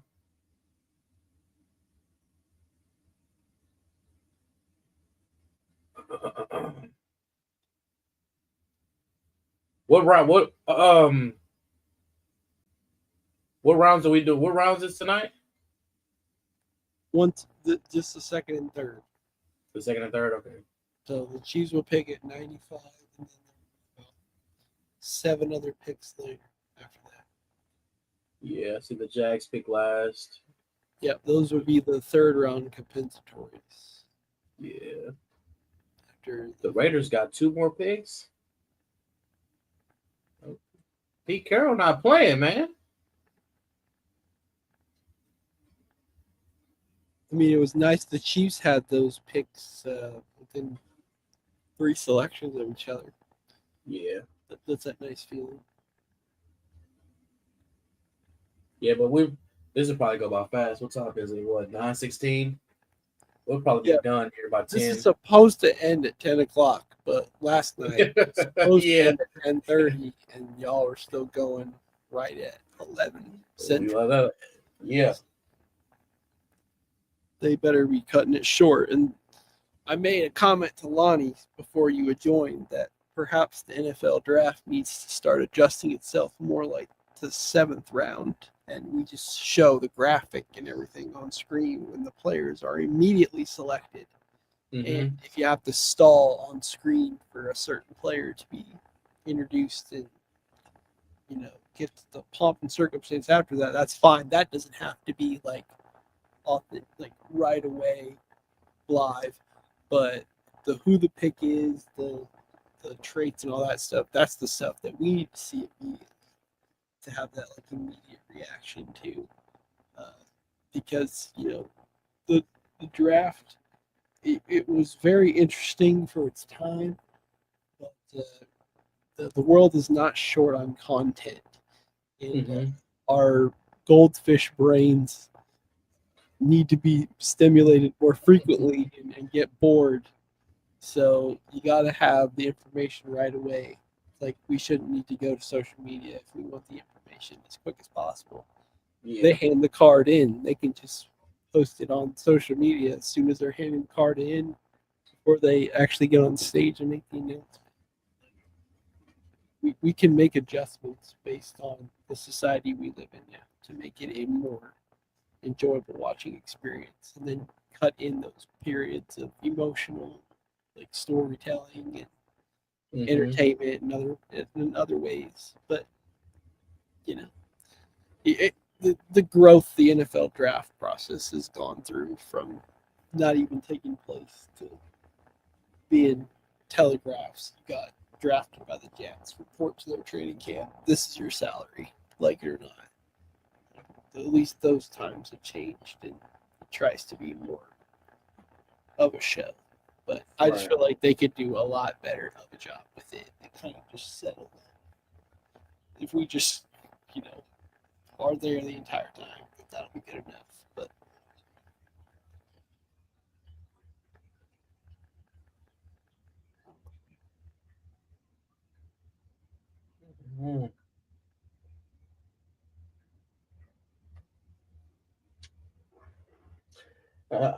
Does Shador go 83rd?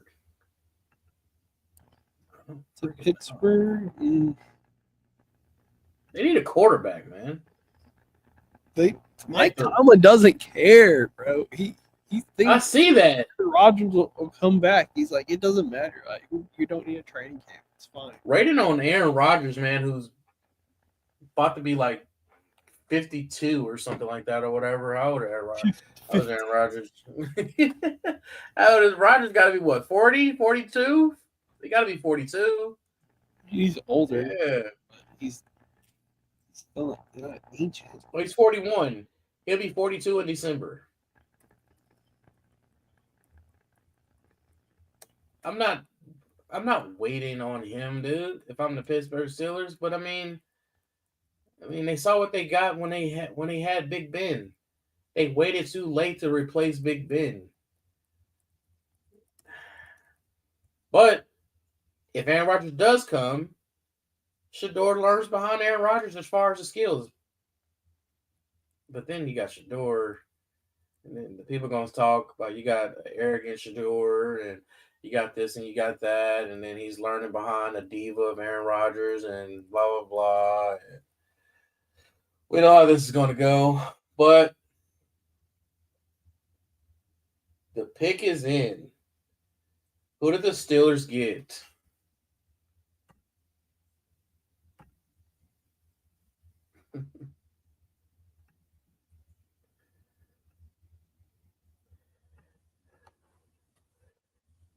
Keita Parsons, Russell Wilson, Justin Fields.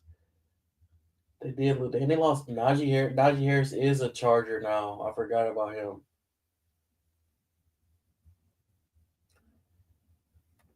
Wait.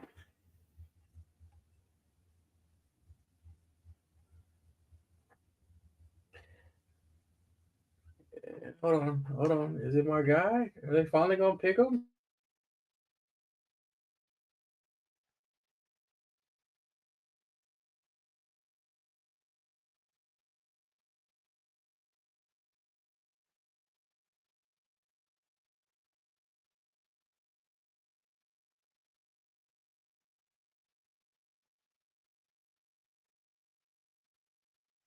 Nope. It's the running back from Iowa State, Caleb Johnson.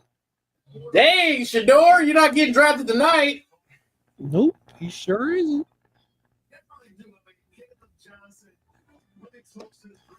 That's the running back a lot of people wanted the Chiefs to draft, so now he can dip into the Devin Neal well tonight.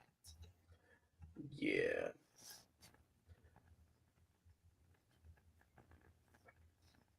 What did Devin Neal? Hold on.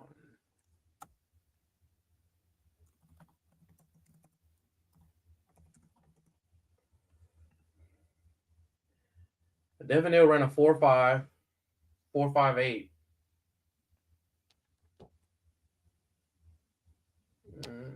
He did participate in the bench press.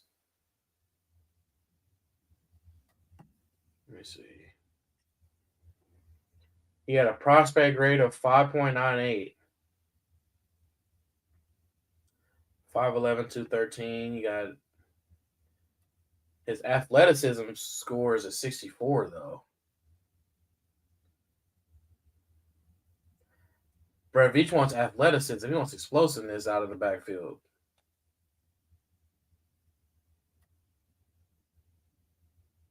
Now, I did watch Devin Neal his entire time at KU because I'm a Jayhawk fan. Rock Chalk. Devin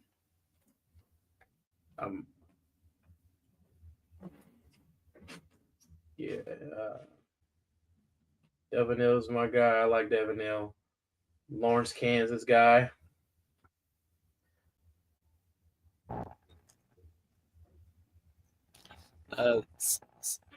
Jacob Parrish at Kansas State goes to the Buccaneers. DJ Giddens out of Kansas State is also local here to Kansas City. So Devin Neal isn't the running back from a Kansas school that goes to the Chiefs. I know some other people may be happy with the Manhattan project instead.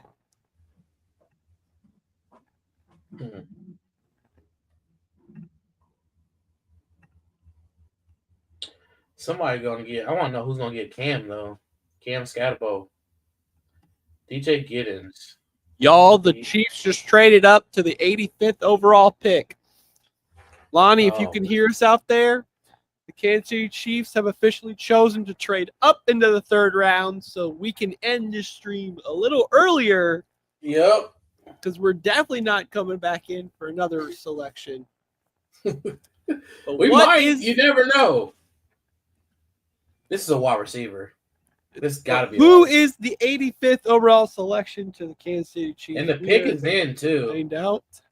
The trade happened immediately. The pick is in, and the lady is rushing out to the podium. We are all figuring out this information together. What Let's up, see. Lon? Who is it? He select. You said it's a wide receiver? I'm thinking it's a wide receiver. Stop, Dre. I wouldn't be mad. Noah That's- Williams, cornerback out of Cal. The Chiefs wanted to trade up for a cornerback. Ball production, feisty, fearless. Pick 6 versus Cam Ward. So we got another ball hawking cornerback, y'all. Love He's it. I love it. 6 foot and almost a half inch, 200 pounds. So he's tall and lanky. He is a Spags corner.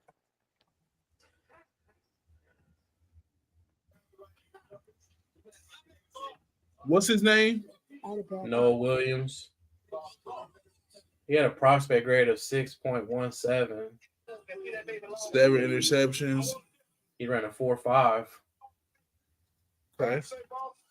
I want to see them when they come back. Either way, I like the pick. Bolster the secondary. And all in all, that's a good pick. I like He it. led the FBS with 7 INTs. Yep. I mean, I like that. Like ball position, like he said, Spags. Tied for the team lead with 9 passes broken up. Tied for third in FBS with 16 passes defended. And he's a kick returner.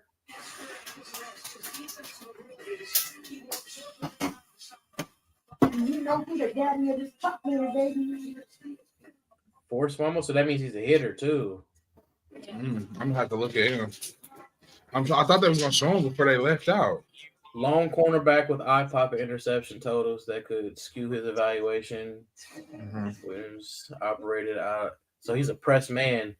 Okay. He operated out of a press man quarters and covers 3 look. It says That's he lacks disruption from press, but he does a nice job of trailing routes and finding the football. He can be a little slow to open his hips and phase route breaks, but he possesses enough burst to close distance when beaten. He's eager from zone with instincts and ball skills to make plays on the throw. Williams' inconsistency in run support could be a concern, but his size and ball production are hard to ignore. Okay. He's a ball hawk. That's what it sounds like coming through. Yep. We got us another Spags corner in the fold. Probably the Jalen Watson replacement. I know people probably don't want to hear that, but was hurt. He really ain't been able to stay healthy. He has been great, but you got to try and find somebody to do that. Or it's Jalen Williams or Najee Johnson just didn't really have a good showing last year, and they want to get some more bodies in there. But I overall like the pick. Yeah, they said his weaknesses is had a number of holding and pass interference penalties. Oh man, that's a Spags DB for sure. They can coach that out of him. They can coach it out of him. Labor's getting out of his lateral transitions. Run support and lack of tackle strength are concerning. Good instincts and eye balance to hunt big plays. Plays with physicality inside the route. Able to retrace the route from trail positioning. Okay, well, yeah, I gotta look at some film on him. Yeah, I'm waiting on him to show something. Nah, they didn't moved on, man. They didn't went to the Chargers pick. Let's go. Yep, I guess we ain't gonna have to watch our own film on him. Yeah. But okay. All right, I think that do it for all the Chiefs picks. Yeah, unless we jump back in. So what are y'all's thoughts? The Chiefs went all defense with their 3 night 2 selections. They went offensive tackle with their first, and then 3 different defensive positions at night 2. So clearly they do not have the the same worries around their skill positions as some other assumption. They're comfortable with the receivers they have. But all Sounds like defense so he's far. sound like they're comfortable with the running back room, and it sounds like they're comfortable with the wide receiver room. Yep. I would say that. I like overall. Like I said, I like them. It was good. They got to bolster the roster, add some more bodies. They did what I think they needed to do. Overall, a good drive for the Chiefs so far. We got another pick in the 5th, and we'll see what comes from that. Yes, sir. Y'all, well, I think we've pretty much given We can't hear you, Clint. Test 1 2 3. Okay. Yeah. Okay, good to know. Well, we have pretty much exhausted all we could out of this. So before we give our final thoughts, let's go ahead and pay the bills one more time. Make sure to like and subscribe. Follow us on all our social media platforms at Red Kingdom Media.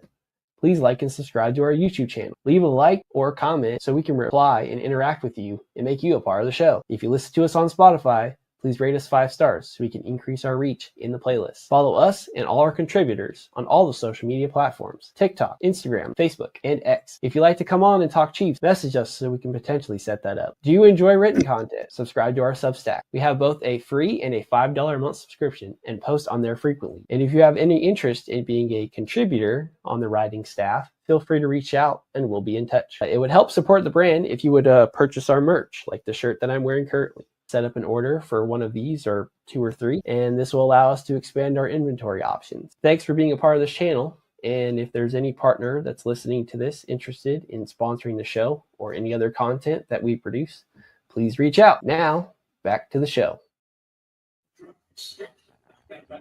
So, one editor's note for this last selection the Chiefs made, getting to the 85th overall pick, trading up 10 spots. They give up a future 4th round pick.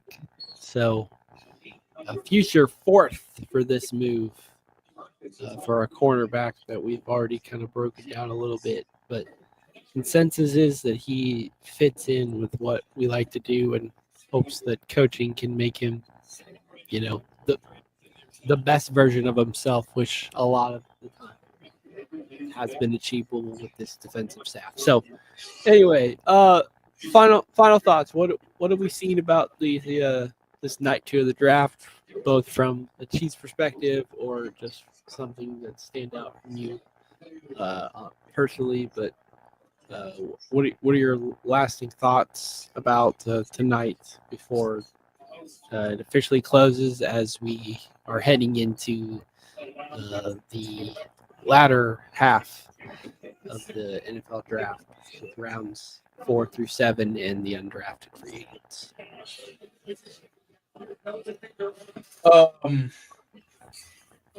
Obviously, defense was the focus. We went 2 D tackles and we went a DB. So, depth. Like I said beforehand, to me, it seems like they're confident in the wide receiver room and the running back room. So, the running back room. Devin Neal still might be in play later on, but it's looking like Kareem Hunt and Pop, and I forgot his name. Carson Steele. Not Carson Steele, the other guy. We got Elijah Mitchell. Yeah, Elijah Mitchell. Hopefully his hammies are good for the season. They said they see similarities of Jerick McKinnon. So it sounds like they're confident in their picks. But other than that, outside of the Chiefs, man, my guy Shador, man, he's still undrafted, and we're going into day 3. So it's unfortunate. Lonnie? Yeah, like I was saying, all in all, it's been fine to me. Bolster the roster. That's what they needed to do. Let's see if these guys really just make the team, make the roster, and hopefully they can come in and help and somebody make an immediate impact. We know our first round pick is not making an immediate impact. Coming in, he's probably going to get redshirted, but we know he has the ability to be a top tier. At least we know he's definitely a left tackle. So all in all, like I said, both the roster did everything they needed to do, fill holes, and now we got to just see who makes the team and who doesn't. I agree with you guys, and I think lasting thoughts like night 2 pretty much goes as night 1 does when you're the Chiefs in your spot. All the players that you think like, oh, that'd be great in the Chiefs spot are gone right before. But the Chiefs have been fortunate; they've had, with their first 2 selections, had a player that they thought was really good that was deserving of that selection in that spot. And I think with their last 2 selections here in the 3rd round, they got players that they know will succeed in a Spagnuolo defense. And doing that is enough of a defensive upgrade that, much like Rashee Rice taken in the 3rd round or 2nd round when people thought he should have been like a 3rd or 4th round wide receiver selection. If the Chiefs see that you will be valuable in their actual schemes and play formations and stuff, then they'll take you and pick you early to make sure that they get you and get that specialty that they want. So that shows that they believe that those defensive players are going to make impacts, whether or not they're starters or anything like that. Who knows, but they're going to have roles to fill. That's what makes a good defensive unit. Now I know that we're starting to wait around and see what the offensive adjustments the Chiefs make next to get younger and more depth to account for any injuries or future departures. So the round has about 12 or so picks left, but with the Chiefs being officially out of it for the evening, trading a future 4th to go up 10 spots and secure a quarterback, I think we've officially reached the time for this evening. So thank you all for joining us this Friday night to talk the Chiefs draft selections for the 2nd and 3rd round. Hope you all enjoy the rest of your evening. Enjoy this weekend where there's one more live stream ahead that we will announce the time and all that for tomorrow. But all in all, hope you all enjoyed the time spent here. And as always, go Chiefs. Thanks for checking out this update straight from the heart of Chiefs Kingdom. We appreciate your passion, so please leave a like and follow us wherever you tune in from. See you next tailgate, your trusted source for all things Chiefs, Red Kingdom Media.